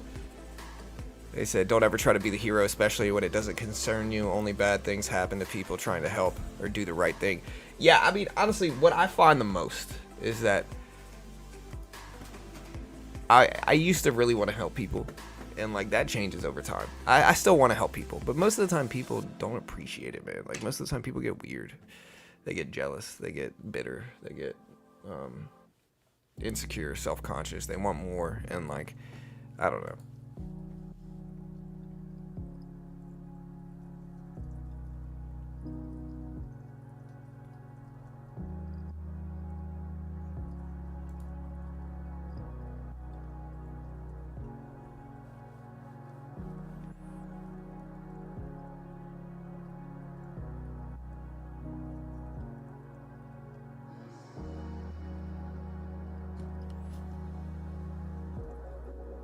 All right, chat. Meta bounced back a little bit. It cracked lows and then it went right back up. Is it punishing short traders?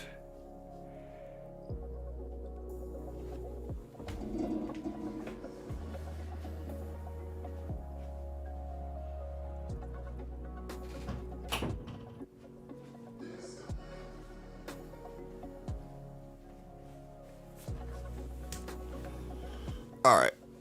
Again, we got about 14 minutes left. Where they immediately make it a competition of knowledge. If everybody was rich, it wouldn't matter. People just want to be richer than others. Well, what I usually notice is that some people want you to do well. They don't want you to do better than they do, though. And then as soon as that happens, they get weird. Like, I've helped a lot of people out in life. Like, I've tried to be nice to people. I've tried to give people shout outs and like stuff like that.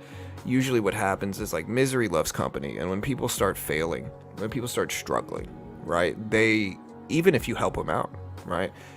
They start to blame other people for it. Like, it's very hard for a lot of people to be introspective, I think.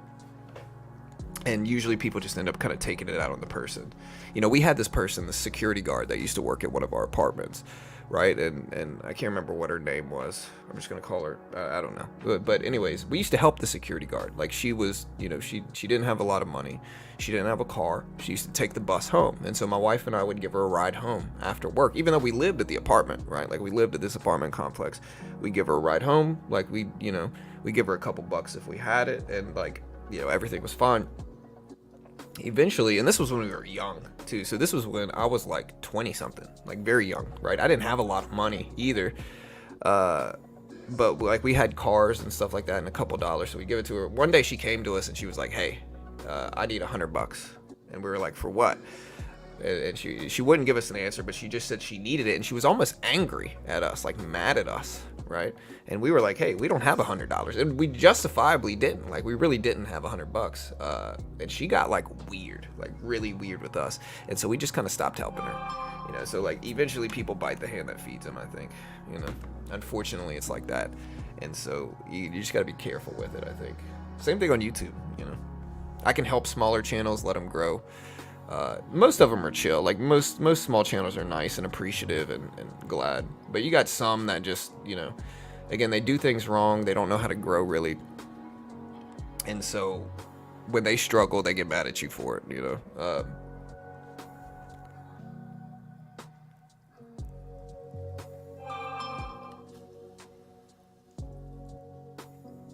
Yes, Bull Trader, I do have a position in Meta. Yes.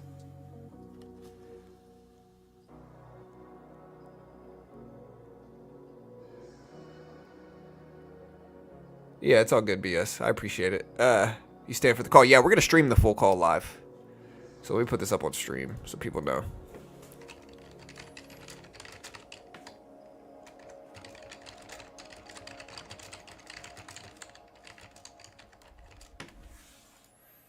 I'll put that up on stream. In hindsight, I think she was probably drug seeking, realistically saw. Like looking back at it and her situation, she was probably drug seeking, and I was just kind of naive and kind of oblivious to that at the time.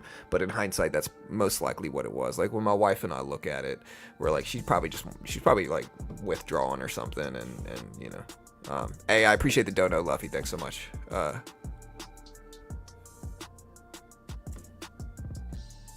Long position.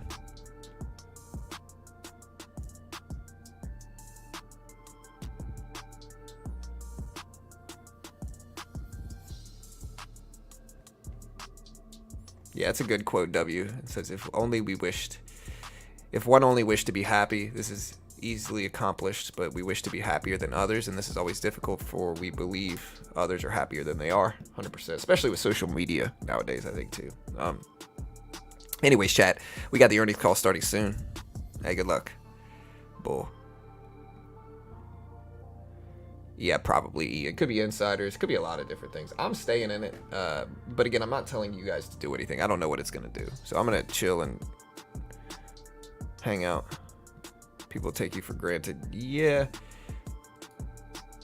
And I think misery loves company is the easiest way to say it. I think people that are unhappy want other people to be unhappy, and if you seem happy, they don't like you.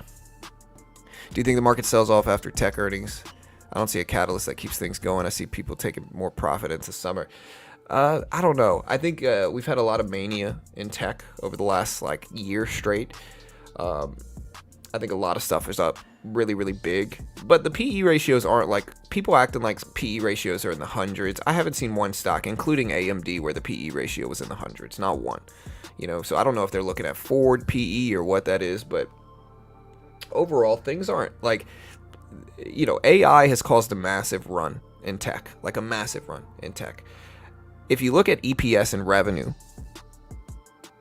they've kept up with it for the most part. Like we look at Nvidia as the prime example of this. Nvidia EPS has 6x.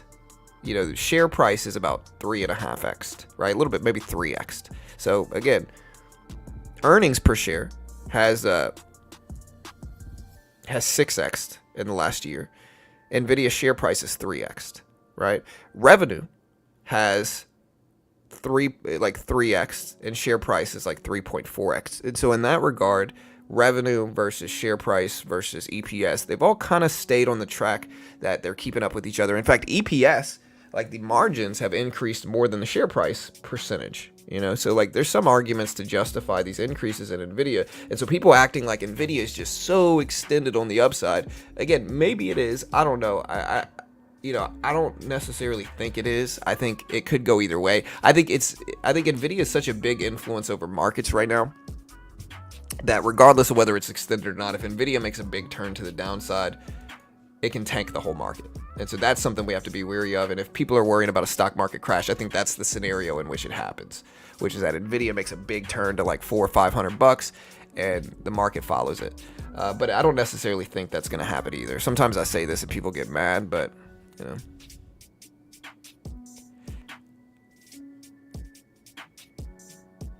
Well, ARM is different,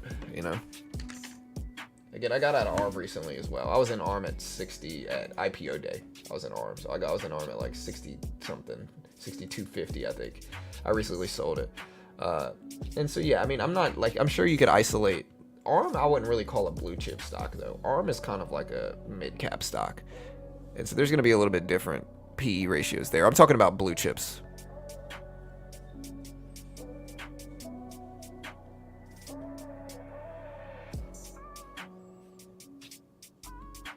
All right, chat. We got 5 minutes. 5 minutes before the Meta earnings call.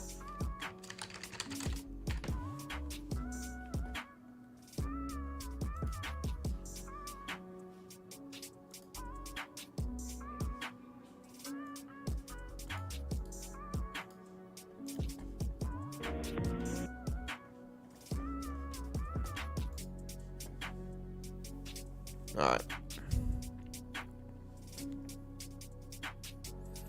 5 minutes, chat. 5 minutes.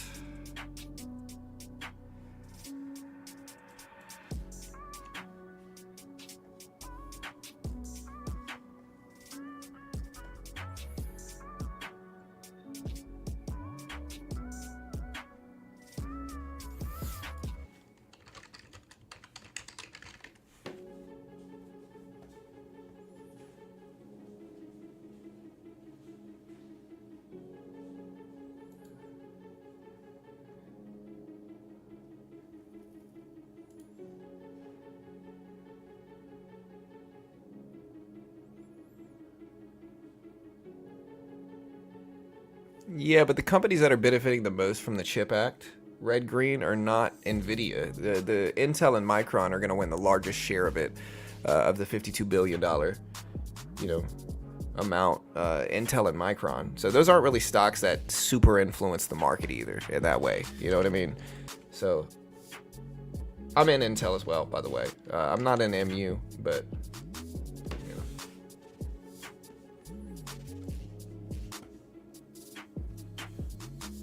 Apple's not tomorrow. Tomorrow is Microsoft, Google, Snapchat. Apple is next week.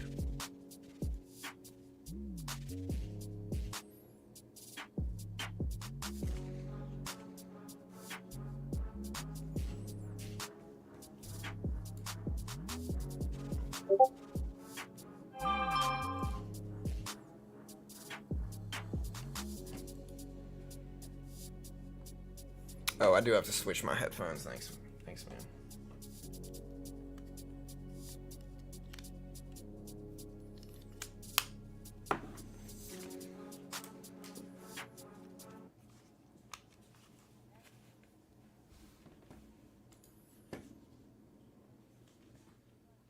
All right, I gotta stop this and then switch it out.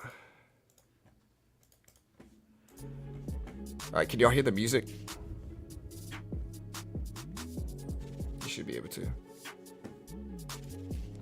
Also, guys, again, if you want to help support one of my sponsors, check out Apex. Apex is a funded program in futures.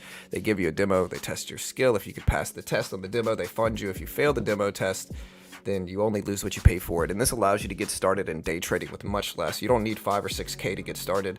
Instead, you need $30 for the base one. If you're good enough to pass that test with $30 as the entry, then they fund you $25K with a 90% split. And the test is just making $1,500 in profit without losing $1,500 first.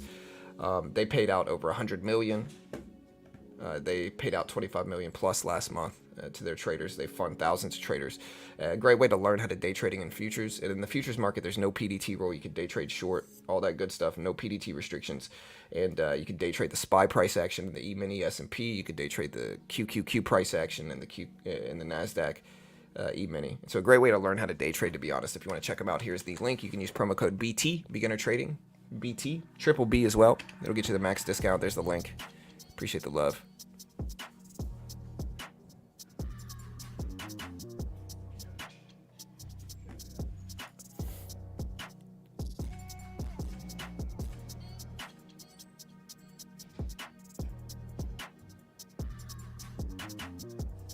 All right, chat, we got 2 minutes here.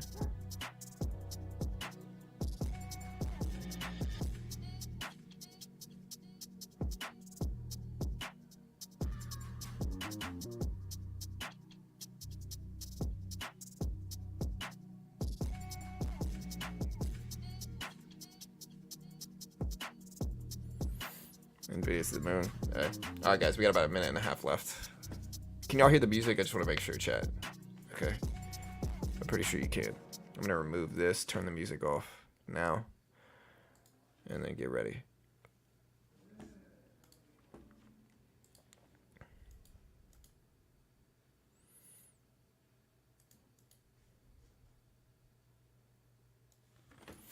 All right, shit, chat, you ready?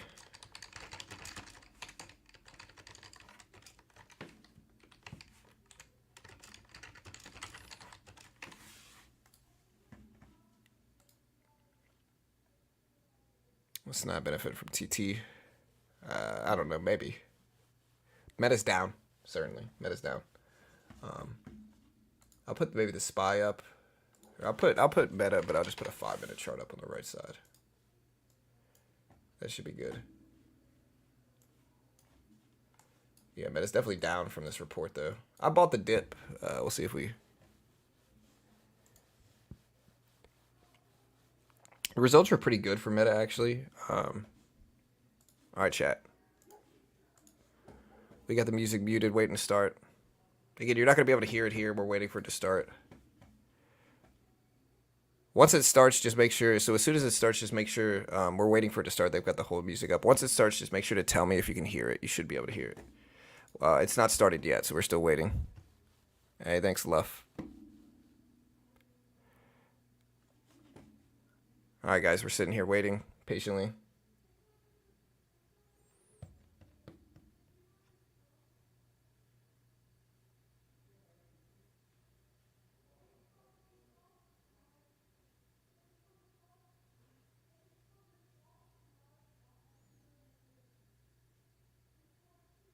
All right, chat. I'm sitting patiently waiting for it to start. They're still a little late. Let's see what Zuckerberg says. Are you bullish or bearish? Give me your last minute predictions out, chat. Last minute predictions. Bull or bearish? Here, team. Let me know.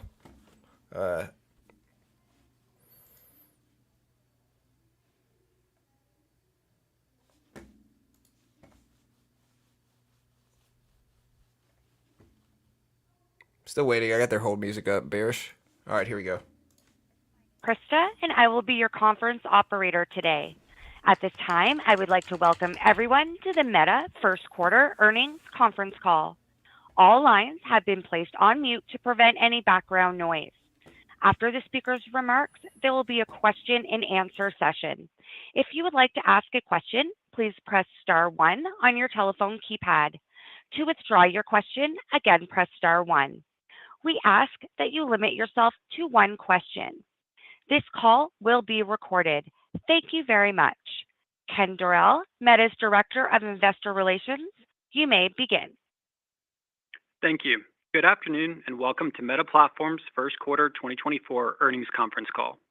Joining me today to discuss our results are Mark Zuckerberg, CEO, and Susan Li, CFO. Before we get started, I would like to take this opportunity to remind you that our remarks today will include forward-looking statements. Actual results may differ materially from those contemplated by these forward-looking statements. Factors that could cause these results to differ materially are set forth in today's earnings press release and in our annual report on Form 10-K filed with the SEC.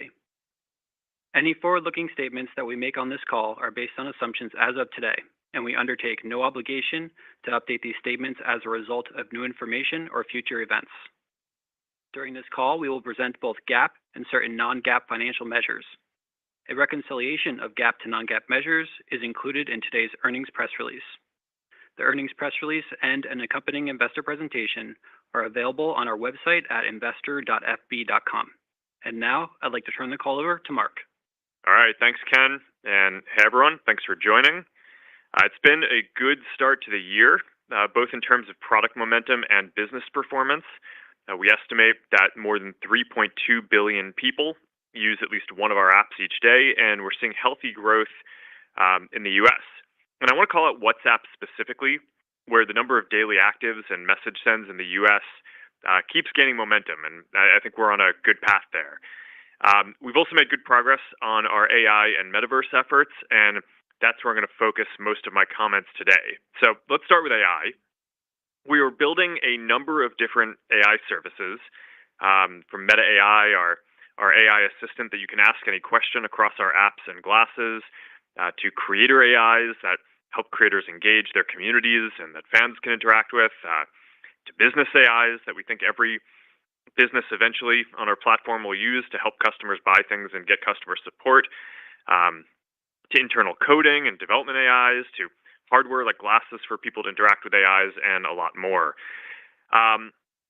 Last week, we had the major release of our new version of Meta AI that is now powered by our latest model, Llama 3. And our goal with Meta AI is to build the world's leading AI service, both in quality and usage. The initial rollout of Meta AI is going well. Tens of millions of people have already tried it. The feedback is very positive, and when I first checked in with our teams, the majority of feedback we were getting was people asking us to release Meta AI for them wherever they are. So we've started launching Meta AI in some English-speaking countries, and we'll roll out in more languages and countries over the coming months. You all know our product development playbook by this point. We release an early version of a product to a limited audience to gather feedback and start improving it. And then once we think it's ready, then we make it available to more people. That early release was last fall, and with this release, we are now moving to that next growth phase of our playbook.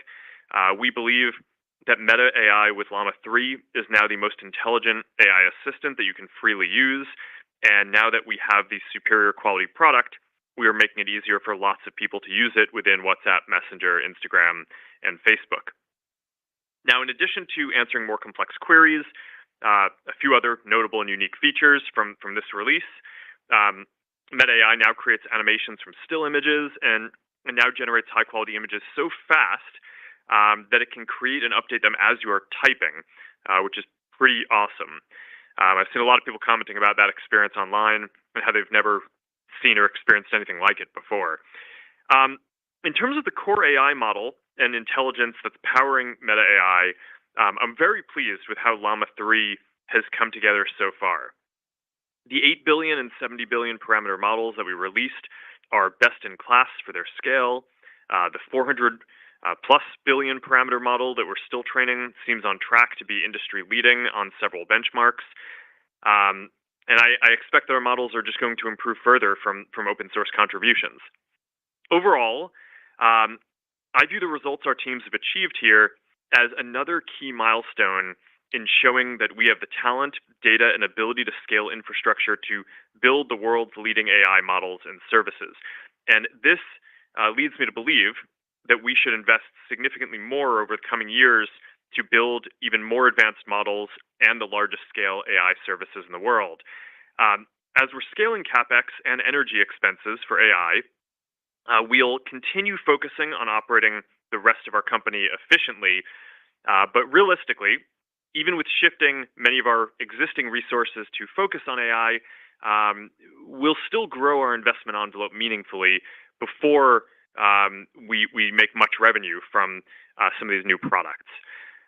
I think it's worth calling that out, that we've historically seen a lot of volatility in our stock during this phase of our product playbook, where we're investing in scaling a new product but aren't yet monetizing it. We saw this with Reels, Stories, as Newsfeed transitioned to mobile, and more. And I also expect to see a multi-year investment cycle before we fully scaled Meta AI, business AIs, and more into the profitable services I expect as well. Historically, investing to build these new scaled experiences in our apps has been a very good long-term investment for us and for investors who have stuck with us. And the initial signs are quite positive here too. But building the leading AI will also be a larger undertaking than the other experiences we've added to our apps, and this is likely going to take several years. On the upside, once our new AI services reach scale, we have a strong track record of monetizing them effectively. There are several ways to build a massive business here, including scaling business messaging, introducing ads or paid content into AI interactions, and enabling people to pay to use bigger AI models and access more compute. And on top of those, AI is already helping us improve app engagement, which naturally leads to seeing more ads, and improving ads directly to deliver more value. So if the technology and products evolve in the way that we hope, each of those will unlock massive amounts of value for people and business for us over time. We're seeing good progress on some of these efforts already. Right now, about 30% of the posts on Facebook feed are delivered by our AI recommendation system. That's up 2x over the last couple of years. And for the first time ever, more than 50% of the content that people see on Instagram is now AI recommended. AI has also been a huge part of how we create value for advertisers by showing people more relevant ads. And if you look at our two end-to-end AI-powered tools, Advantage Plus Shopping and Advantage Plus App Campaigns, revenue flowing through those has more than doubled since last year. We're also going to continue to be very focused on efficiency as we scale Meta AI and other AI services.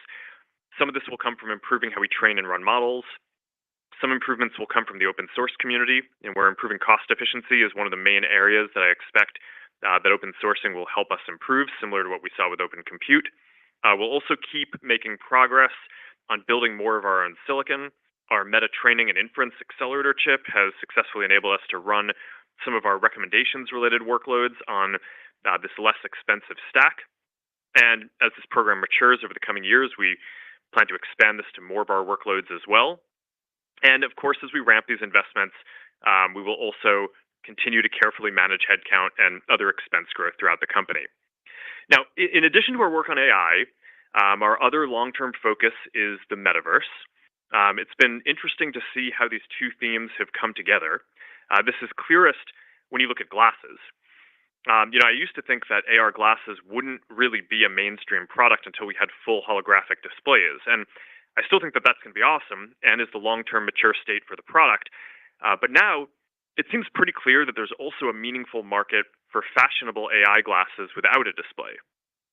Glasses are the ideal device for an AI assistant because you can let them see what you see and hear what you hear. So they have full context on what's going on around you as they help you with whatever you're trying to do. Our launch this week of Meta AI with Vision on the glasses is a good example where you can now ask questions about things that you're looking at. Now, one strategy dynamic that I've been reflecting on is that an increasing amount of our Reality Labs work is going towards serving our AI efforts. We currently report on our financials as if Family of Apps and Reality Labs were two completely separate businesses, but strategically, I think of them as fundamentally the same business, with the vision of Reality Labs to build the next generation of computing platforms in large part so that way we can build the best apps and experiences on top of them. Over time, we'll need to find better ways to articulate the value that's generated here across both segments so it doesn't just seem like our hardware costs increase as our glasses ecosystem scales, but all the value flows to a different segment. The Ray-Ban Meta glasses that we built with EssilorLuxottica continue to do well and are sold out in many styles and colors. So we're working to make more and release additional styles as quickly as we can. We just released the new Cat Eye Skylar design yesterday, which is more feminine. And in general, I'm optimistic about our approach of starting with the classics and expanding with an increasing diversity of options over time. If we want everyone to be able to use wearable AI, I think eyewear is a bit different from phones or watches in that people are going to want very different designs. So I think our approach of partnering with the leading eyewear brands will help us serve more of the market. I think a similar open ecosystem approach will help us expand the virtual and mixed reality headset market over time as well. we announced that we're opening up Meta Horizon OS, the operating system we've built to power Quest.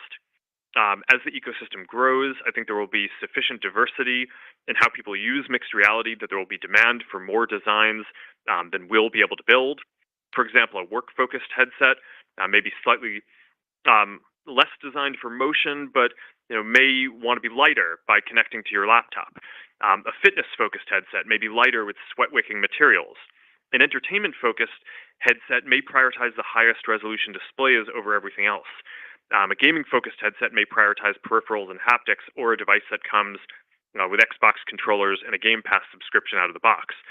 Now, to be clear, I think that our first-party Quest devices will continue to be the most popular headsets, as we see today, and we'll continue focusing on advancing the state-of-the-art tech and making it accessible to everyone. But I also think that opening our ecosystem and opening our operating system will help the overall mixed reality ecosystem grow even faster. Now, in addition to AI and the metaverse, we're seeing good improvements across our apps. I touched on some of the most important trends already with WhatsApp growth in the US and AI-powered recommendations in our feeds and Reels already. But I do want to mention that video continues to be a bright spot.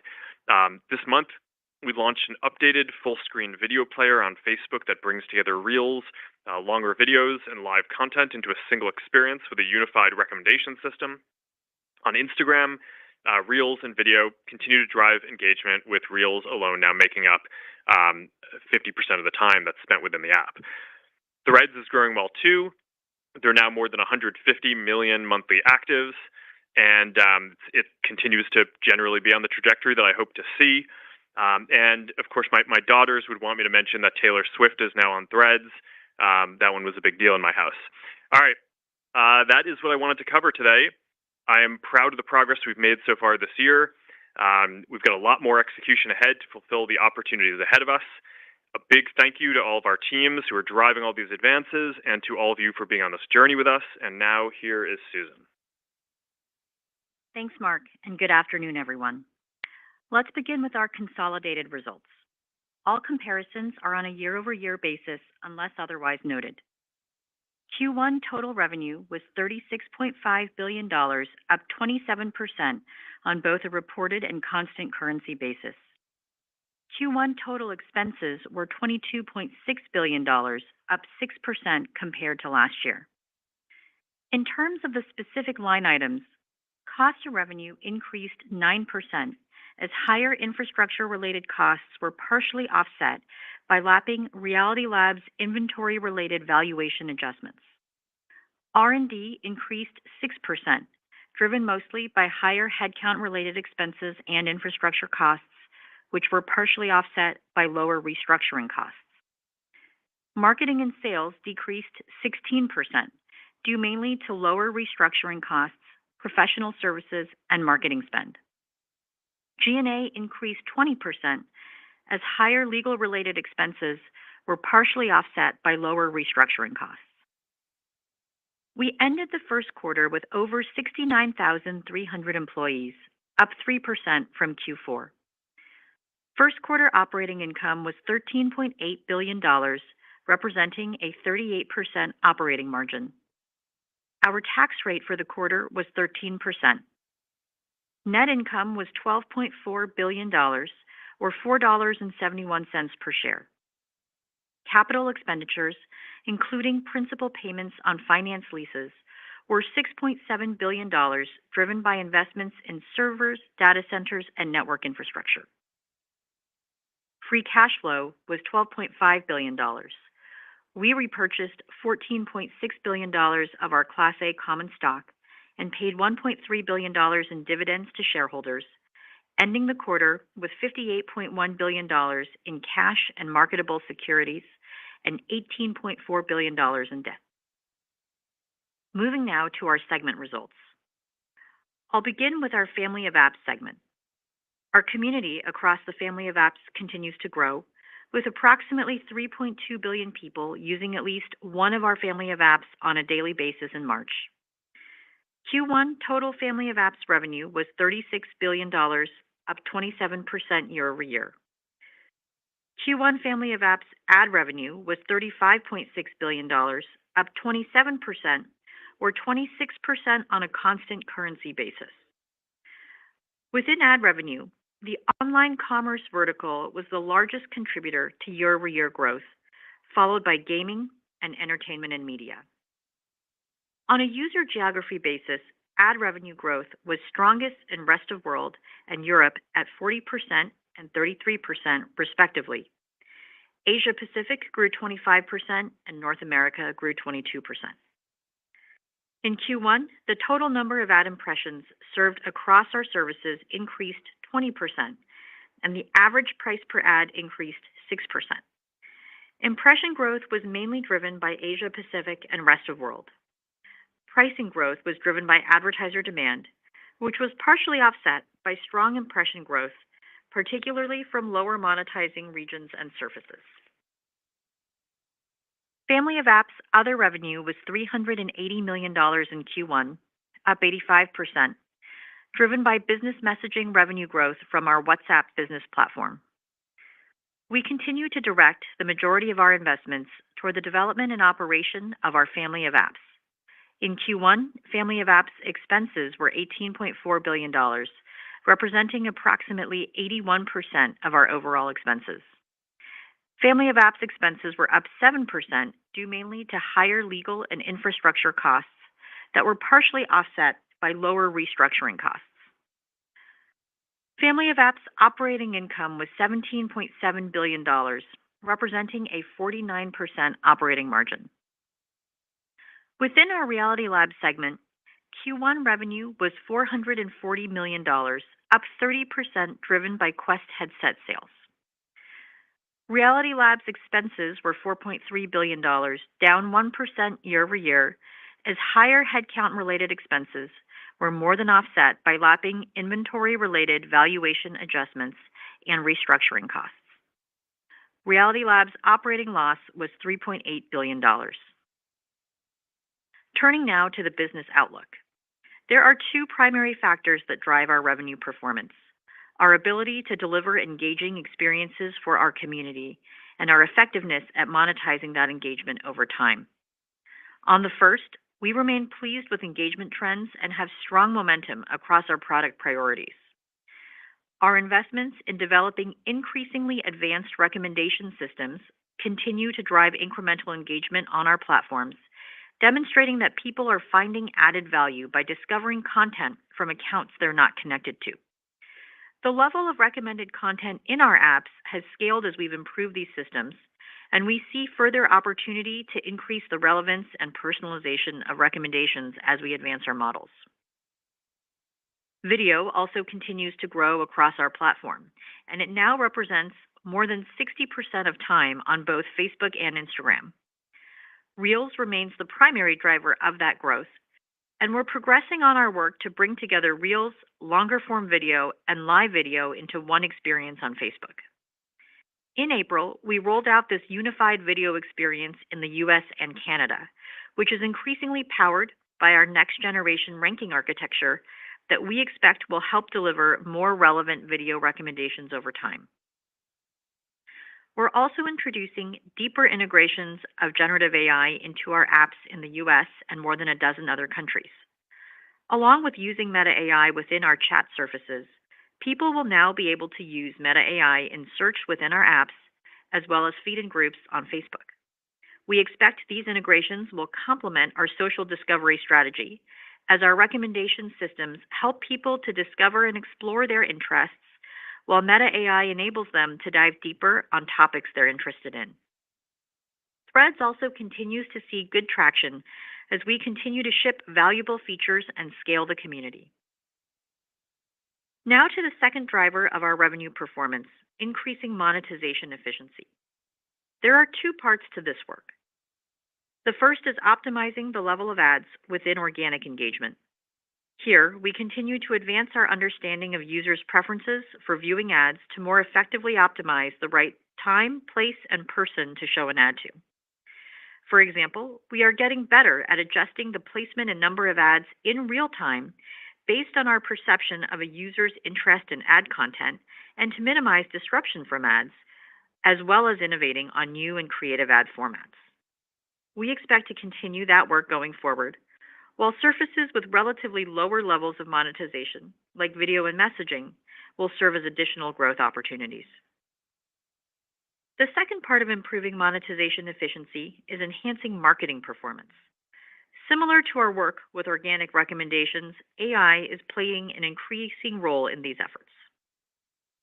First, we are making ongoing ads modeling improvements that are delivering better performance for advertisers. One example is our new ads ranking architecture, Meta Lattice, which we began rolling out more broadly last year. This new architecture allows us to run significantly larger models that generalize learnings across objectives and surfaces in place of numerous smaller ad models that have historically been optimized for individual objectives and surfaces. This is not only leading to increased efficiency as we operate fewer models, but also improving ad performance. Another way we're leveraging AI is to provide increased automation for advertisers. Through our Advantage Plus portfolio, advertisers can automate one step of the campaign setup process, such as selecting which ad creative to show, or automate their campaign completely using our end-to-end automation tools, Advantage Plus Shopping and Advantage Plus App Ads. We're seeing growing use of these solutions, and we expect to drive further adoption over the course of the year while applying what we learn to our broader ads investments. Next, I'd like to discuss our approach to capital allocation. We continue to see compelling investment opportunities to both improve our core business in the near term and capture significant longer-term opportunities in generative AI and Reality Labs. As we develop more advanced and compute-intensive recommendation models and scale capacity for our generative AI training and inference needs, we expect that having sufficient infrastructure capacity will be critical to realizing many of these opportunities. As a result, we expect that we will invest significantly more in infrastructure over the coming years. Our other long-term initiative that we're continuing to make significant investments in is Reality Labs. We are also starting to see our AI initiatives increasingly overlap with our Reality Labs work. For example, with Ray-Ban Meta smart glasses, people in the US and Canada can now use our multimodal Meta AI assistant for daily tasks without pulling out their phone. Longer term, we expect generative AI to play an increasing role in our mixed reality products, making it easier to develop immersive experiences. Accelerating our AI efforts will help ensure we can provide the best version of our services as we transition to the next computing platform. We expect to pursue these opportunities while maintaining a focus on operating discipline, and we believe our strong financial position will allow us to support these investments while also returning capital to shareholders through share repurchases and dividends. In addition, we continue to monitor an active regulatory landscape, including the increasing legal and regulatory headwinds in the EU and the US that could significantly impact our business and our financial results. We also have a jury trial scheduled for June in a suit brought by the state of Texas regarding our use of facial recognition technology, which could ultimately result in a material loss. Turning now to the revenue outlook. We expect second quarter 2024 total revenue to be in the range of $36.5 to $39 billion. Our guidance assumes foreign currency is a 1% headwind to year-over-year total revenue growth based on current exchange rates. Turning now to the expense outlook. We expect full year 2024 total expenses to be in the range of $96 to $99 billion, updated from our prior outlook of $94 to $99 billion due to higher infrastructure and legal costs. For Reality Labs, we continue to expect operating losses to increase meaningfully year over year due to our ongoing product development efforts and our investments to further scale our ecosystem. Turning now to the CapEx outlook. We anticipate our full year 2024 capital expenditures will be in the range of $35 to $40 billion, increased from our prior range of $30 to $37 billion as we continue to accelerate our infrastructure investments to support our AI roadmap. While we are not providing guidance for years beyond 2024, we expect CapEx will continue to increase next year as we invest aggressively to support our ambitious AI research and product development efforts. On to tax. Absent any changes to our tax landscape, we expect our full year 2024 tax rate to be in the mid-teens. In closing, Q1 was a good start to the year. We're seeing strong momentum within our family of apps and are making important progress on our longer-term AI and Reality Labs initiatives that have the potential to transform the way people interact with our services over the coming years. With that, Krista, let's open up the call for questions. Thank you. We will now open the lines for a question and answer session. To ask a question, please press star 1 on your touch-tone phone. To withdraw your question, again, press star 1. Please limit yourself to one question. Please pick up your handset before asking your question to ensure clarity.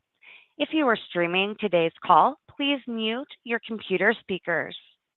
And your first question comes from the line of Eric Sheridan from Goldman Sachs. Please go ahead. Thank you so much for taking the questions. Maybe I'll ask a two-parter. Mark, you used the analogy of other investment cycles you've been through around products like Stories and Reels. I know you're not giving long-term guidance today, but using those analogies, how should investors think about the length and depth of this investment cycle with respect to either AI and or Reality Labs more broadly and mixed reality? And you both talked about the impact AI is having on the advertising ecosystem. What are you watching for in terms of adoption or utility on the consumer side to know that AI adoption is tracking along with the investment cycle? Thank you.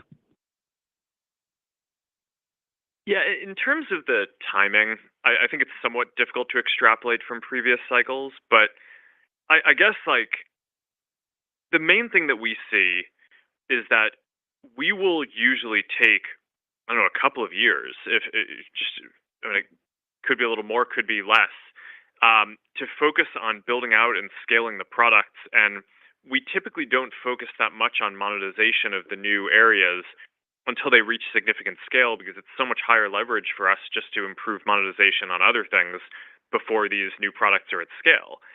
So you enter this period where I think kind of smart investors see that the product is scaling and that there's a clear monetizable opportunity there, even before the revenue materializes. And I think we've seen that with Reels and with Stories and with the shift to mobile and all these things, where basically we build out the inventory first for a period of time, and then we monetize it.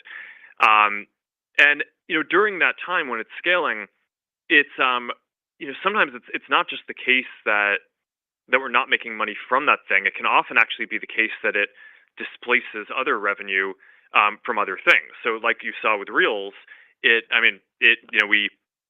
scaled and there was a period where it was not profitable for us as it was scaling before it became profitable. So I think that's more the analogy that I'm making on this. But I think it's what that suggests is that what we should all be focused on for the next period is as the consumer products scale, Meta AI really just launched in a meaningful way. So we don't have any kind of hard stats to share on that, but I'd say that's the main thing that I'm focused on for this year and probably a lot of next year is growing that product and the other AI products and the engagement around them. And I think we should all have quite a bit of confidence that if those are on a good track to scale, then they're going to end up being very large businesses. So that's the main point that I was trying to make there. Your next question comes from the line of Brian Nowak from Morgan Stanley. Please go ahead. Great. Thanks for taking my questions. I have two. The first one is on sort of the recommendation engine improvements, and even Susan, when you talked about further opportunities to increase the relevance of the models. Can you just unpack that a little bit for us? Can you give us examples of where you're still running the model in a suboptimal basis, or opportunities for improved signal capture use or data you're not using? Where are sort of the areas of improvement you see from here? And then the second one, when you talk about driving incremental adoption of AI tools for advertisers, what are sort of some of the main gating factors you've encountered to get advertisers to test these tools, and how do you think about sort of addressing that throughout 24 and 25? Thanks. Thanks, Brian. So to your first question, where are there more opportunities for us to leverage and improve our recommendations models to drive engagement? One of the things I would say is historically, each of our recommendation products, including Reels, in-feed recommendations, et cetera, has had their own AI model. And recently, we've been developing a new model architecture with the aim for it to power multiple recommendations products. We started partially validating this model last year by using it to power Facebook Reels, and we saw meaningful performance gains, 8 to 10% increases in watch time, as a result of deploying this. This year, we're actually planning to extend the singular model architecture to recommend content across not just Facebook Reels, but also Facebook's video tab as well. So while it's still too early to share specific results, we're optimistic that the new model architecture will unlock increasingly relevant video recommendations over time. And if it's successful, we'll explore using it to power other recommendations. An analog exists, I would say, on the ad side. We've talked a little bit about the new model architecture at Meta Lattice that we deployed last year that consolidates smaller and more specialized models into larger models that can better learn what characteristics improve ad performance across multiple surfaces like feed and Reels and multiple types of ads and objectives at the same time. And that's driven improved ad performance over the course of 2023 as we deployed it across Facebook and Instagram to support multiple objectives. And over the course of 2024, we expect to further enhance model performance and include support for even more objectives like web and app and ROAS. So there's a lot of work that we're investing in the underlying model architecture for both organic engagement and ads that we expect is going to continue to deliver increasing ads performance over time. The second question you asked was around getting advertisers to test and adopt Gen AI tools. There are two flavors of this. The more near-term version is around the Gen AI ad creative features that we have put into our ads creation tools. And it's early, but we're seeing adoption of these features across verticals and different advertiser sizes. In particular, we've seen outsized adoption of image expansion with small businesses, and this will remain a big area of focus for us in 2024. And I expect that improvements to our underlying foundation models will enhance the quality of the outputs that are generated and support new features on the roadmap. But right now, we have features supporting text variations, image expansion, and background generation, and we're continuing to work to make those more performant for advertisers to create more personalized ads at scale. The longer term piece here is around business AIs. We have been testing the ability for businesses to set up AIs for business messaging that represent them in chats with customers, starting by supporting shopping use cases, such as responding to people asking for more information on a product or its availability. So this is very, very early. We've been testing this with a handful of businesses on Messenger and WhatsApp, and we're hearing good feedback with businesses saying that the AIs have saved them significant time, while consumers noted more timely response times. And we're also learning a lot from these tests to make these AIs more performant over time as well. So we'll be expanding these tests over the coming months, and we'll continue to take our time here to get it right before we make it more broadly available. Your next question comes from the line of Mark Shmulik from Bernstein Research. Please go ahead. Yes, hi. Thanks for taking the question. I guess back to that product playbook that we've talked about a few times, with kind of Reels now such a large share of kind of time spent on Instagram and Facebook, how do we think about the next leg of kind of monetization growth from here? In particular, as we kind of get back to kind of shopping on platform or other ways to monetize, any color there on the roadmap, kind of just beyond ad insertion from here? And then, Susan, just on the ad market in particular, previously we've heard a lot about kind of Chinese-based advertiser contribution. Any color you could share there on kind of how that spend is trending? Thank you. Sure. Thanks, Mark. So Reels revenue continued to grow across Instagram and Facebook in Q1, and that's driven both by higher engagement and increased monetization efficiency through our ads ranking and delivery improvements. And as we've mentioned before, we don't plan on quantifying the impact from Reels going forward, but it remains a positive contributor to overall revenue. And we expect that there are going to be opportunities for us to continue improving performance and growing supply. So on the performance improvements, we are investing in ongoing ranking improvements. We're continuing to make ads easier and more intuitive to interact with through work like optimizing call to actions and post-click experiences, which are especially important for DR performance. And we're also optimizing ads to feel more native to Reels. In Q1, we rolled out our Gen AI image expansion tools across Facebook and Instagram Reels after having introduced it to Instagram Feed in Q4, and we're seeing, again, outsized adoption with small businesses. So we're excited about the opportunities to continue making these ads more performant. And even though the Reels ad load, has increased over the last year, it remains lower on a per-time basis than both Feed and Stories. So we're going to continue to look for opportunities to thoughtfully grow it in the future and invest in creative ways to address the structural supply constraints of the Reels format being more video heavy, including, higher density experiences and formats and increasingly personalizing ad loads, which we think will make sure that we're really putting ads in front of people when, they're most likely to be interested and engage with them. The second question you asked was around China. Growth in spend from China advertisers remained strong in Q1. This was driven by online commerce and gaming, and it's reflected in our Asia Pacific advertiser segment, which remained the fastest growing region at 41% year over year in Q1. Now, we did see strength across other geographies as well, including a 6-point acceleration in total revenue growth from North America advertisers. So, I would say that, we aren't quantifying the Q1 contribution from China, and we don't have forward-looking expectations to share on quarterly China-based ad revenue. But I will say that, we are lapping periods of increasingly strong demand over the course of 2024, given the recovery of China-based advertisers in 2023 from their prior pandemic-driven headwinds. Your next question comes from the line of Doug Anmuth from J.P. Morgan. Please go ahead.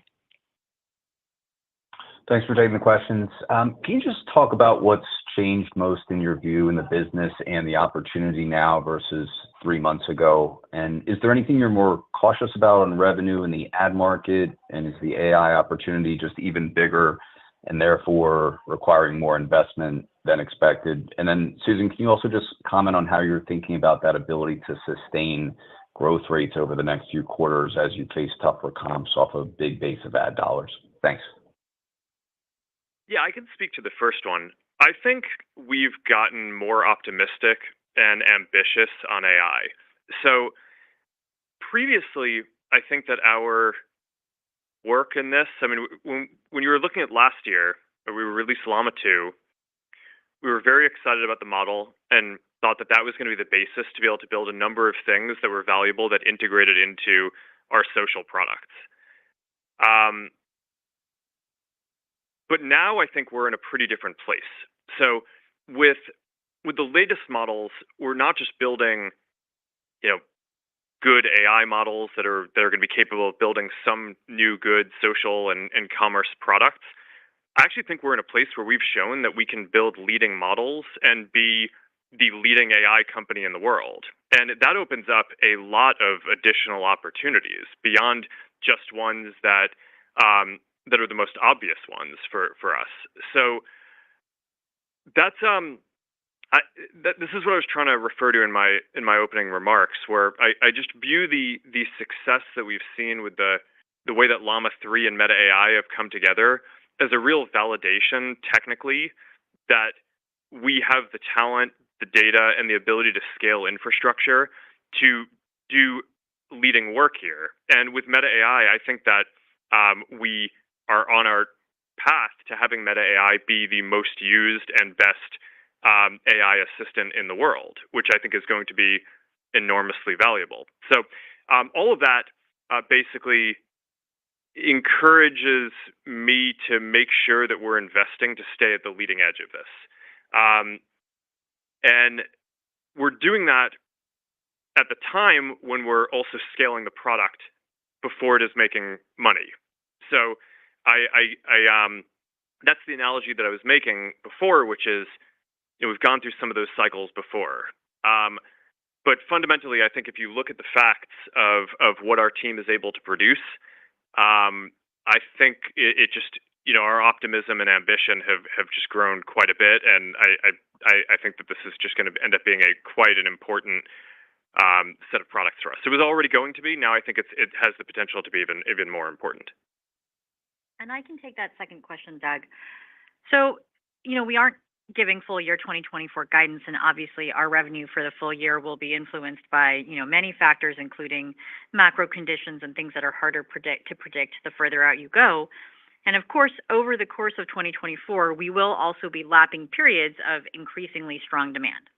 With that said, we expect to see good opportunities to continue growing engagement across our products, driven by the investments we made in AI-based content recommendations, our ongoing video work.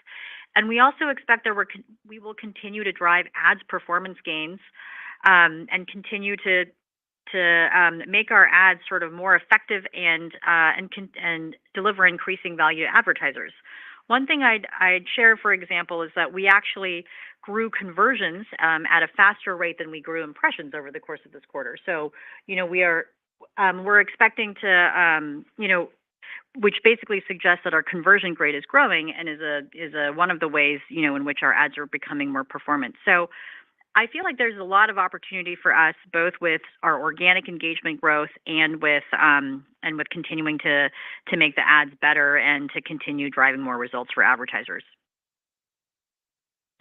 Your next question comes from the line of Justin Post from Bank of America. Please go ahead. Great, thank you.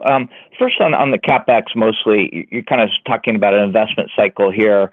Is there any way you could kind of use some of the metaverse spend over into AI, or are they converging and kind of, use some of the money from the other areas to kind of fund the AI? And then second, longer term investors are very focused on returns on capital. Obviously, great returns on CapEx in the past with your margins today. How do we think about the returns on the capital you're spending? How are you thinking about it, I guess, going forward, 2-3 years out? Thank you. So, on the, I would say, well, I can start with the second part, and then I'll defer to Mark on the first one. In terms of measuring the ROI on our CapEx investments, we've broadly categorized our AI investments into two buckets. I think of them as sort of core AI work and then strategic bets, which would include Gen AI and the advanced research efforts to support that. And those are just really at different stages as it relates to being able to measure the return and drive revenue for our business.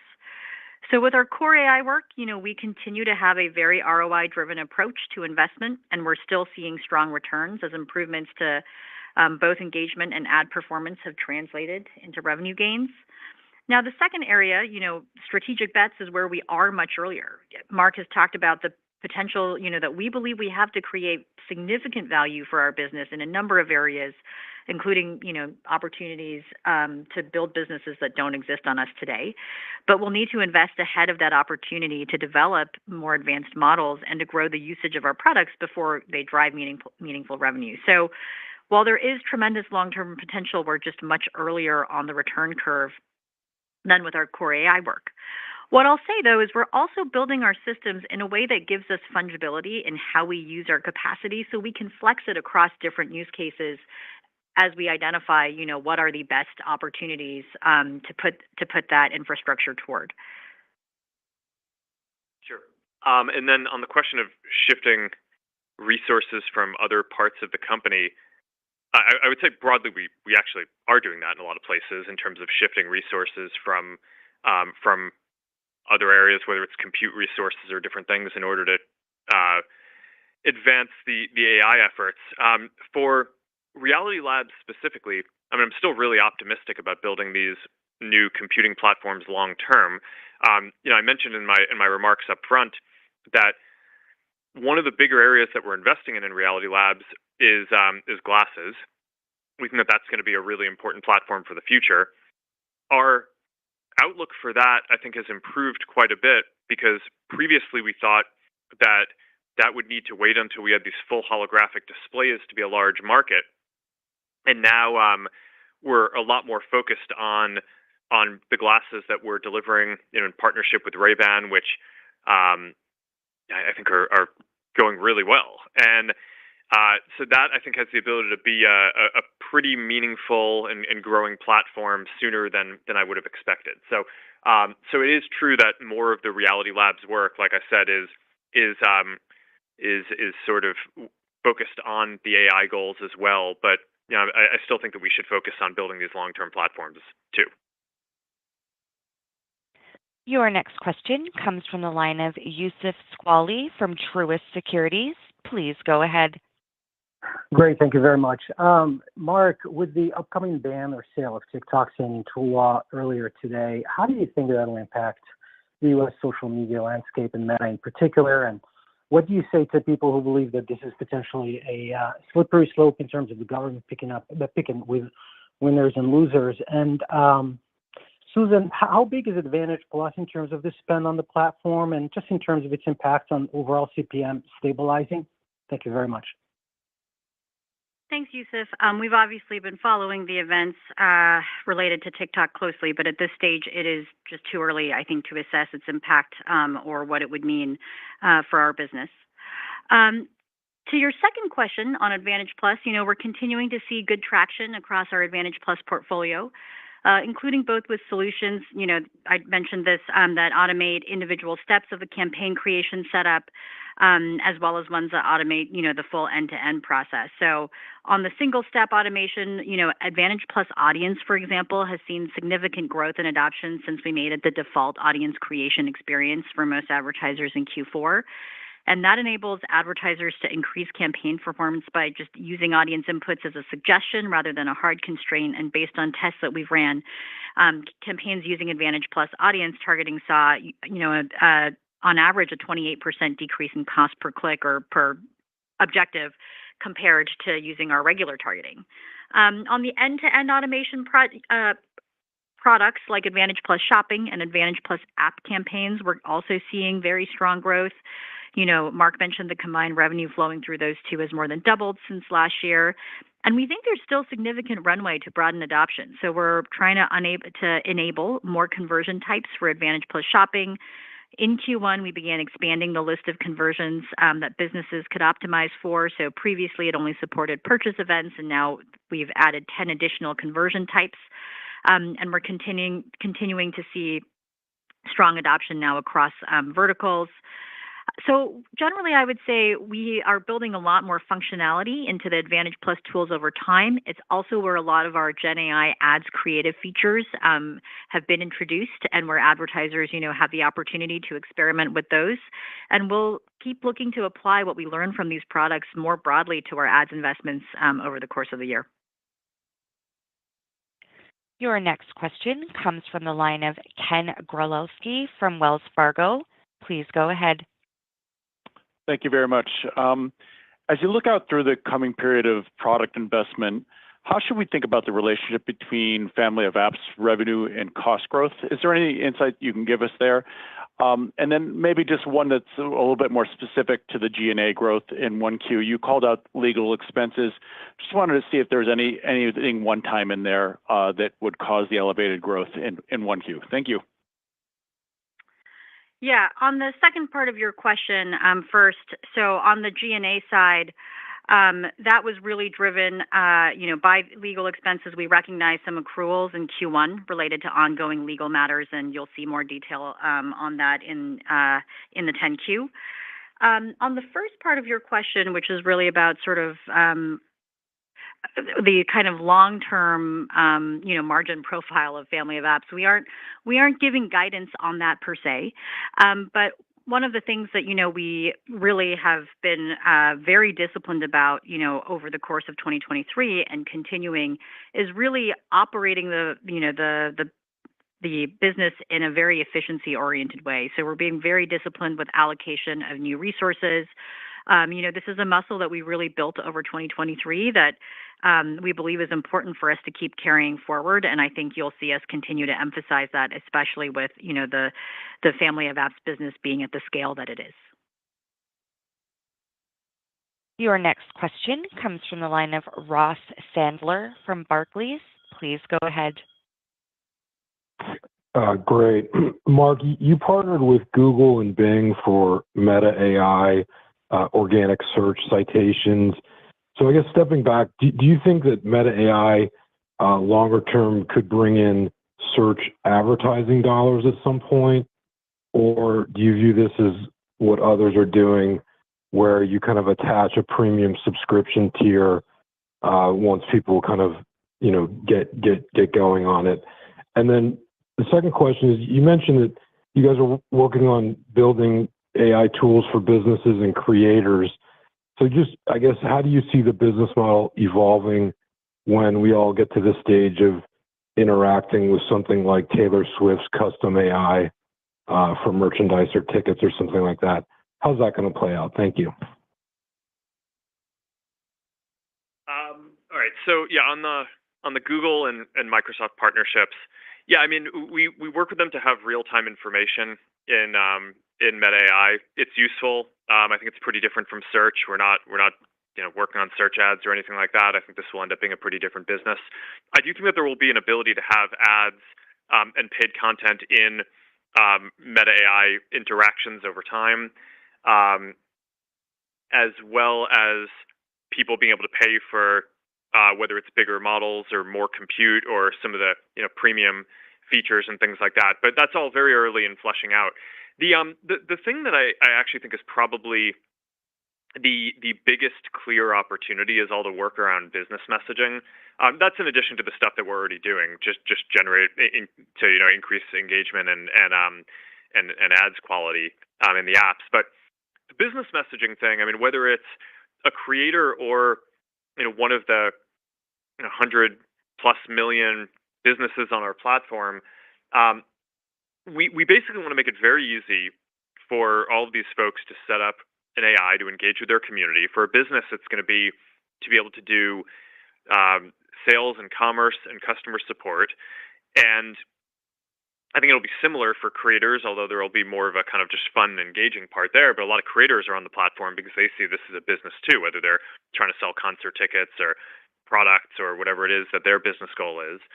And a lot of these folks either aren't advertising as much as they could, or in business, the business messaging parts I think are still relatively under monetized compared to where they will be. And I think a lot of that is because the cost of engaging with people in messaging is still very high. But AI should bring that down just dramatically for businesses and creators. And I think that has the potential. That's probably the beyond just increasing engagement and increasing the quality of the ads. I think that's probably one of the nearer term opportunities. Even though that will it's not like a next quarter or the quarter after that scaling thing, but that's not like a 5-year opportunity either. So I think that is one that I think is going to be pretty exciting to look at. But yeah, I mean, as Meta AI scales too, I think that will have its own opportunities to monetize, and we'll build that out over time. But like I tried to emphasize, we're in the phase of this where the main goal is getting many hundreds of millions or billions of people to use Meta AI as a core part of what they do. That's the kind of next goal, building something that is super valuable. We think this has the potential to be at a very large scale, and that's sort of the next step on the journey. Krista, we have time for one last question. And that question comes from the line of Ron Josey from Citi. Please go ahead. Great, thanks for taking the question. Mark, I wanted to follow up on a prior question that you mentioned. Optimism has grown internally quite a bit just with all the improvements and investments and innovations you're making. And we're seeing that in the experience just for the few days of Meta AI. So can you just talk to us maybe how the 400 billion parameter model just might evolve the experience on Meta, or how you think things might change over the next, call it, months, years, et cetera, as maybe messaging becomes a greater focus and things along those lines? So just a vision longer term. Thank you.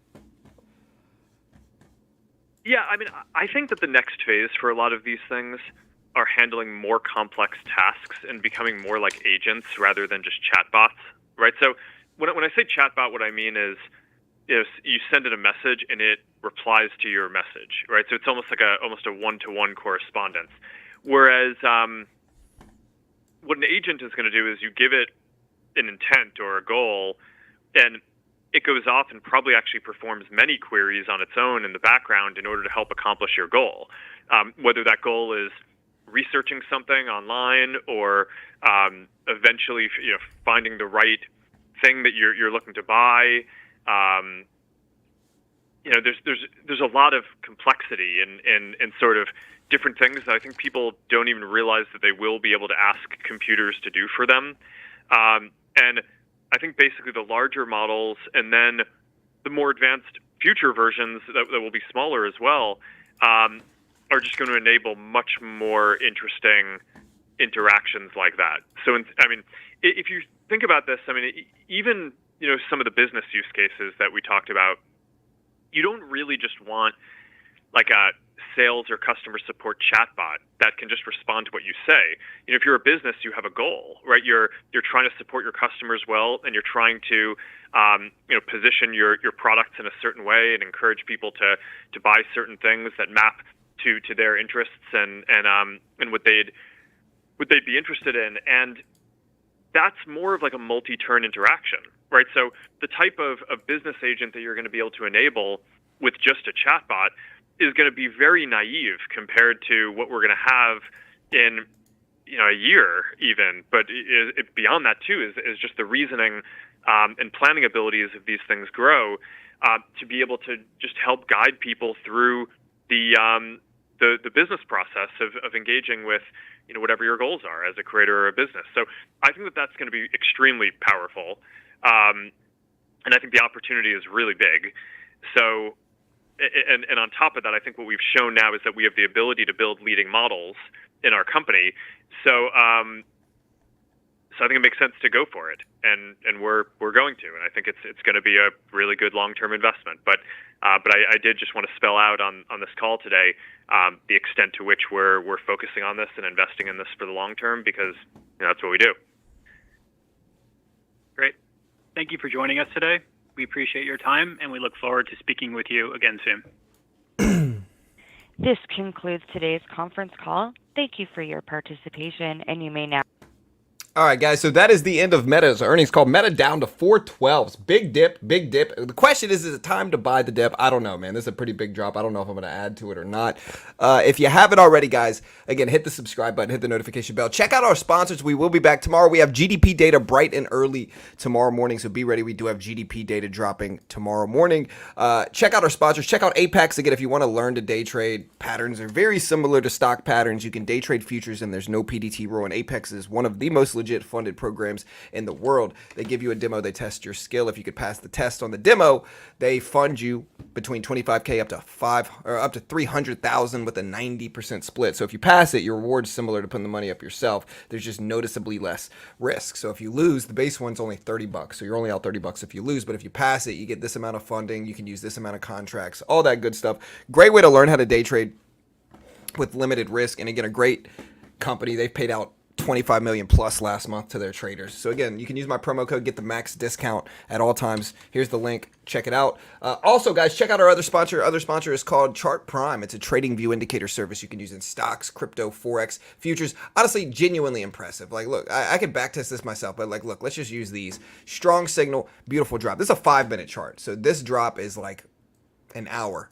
Buy signal, hours of bounces. Sell signal, hours of drops. Strong buy signal, hours of bounces. Sell signal, you got like 45 minutes of drops. Strong buy signal here. Beautiful bounce. And again, I can't guarantee you're going to make money. Nobody can. They're a sponsor of mine. But again, keep checking it. Sell signal, beautiful drop. Buy signal, beautiful follow through. This one was probably wrong. This one, you got a nice little follow through. This one, a beautiful follow through. This one, a beautiful follow through. This one, a beautiful follow through. So it looks like a majority of these worked. Again, test it yourself if you haven't already. Remember, these are sponsors of mine, so I'm biased. But it's like $40 a month if you use my link for Chart Prime. Again, a great way to help support the channel. Check it out. Here's the money, or here's the link. Y'all be good, guys. We'll be back again. GDP data dropping tomorrow morning, bright and early. And so we'll be back for GDP. And then remember, we got PCE data on Friday, inflation data dropping on Friday. We'll see what that looks like, guys. Y'all be good. I'll see you guys a little bit later.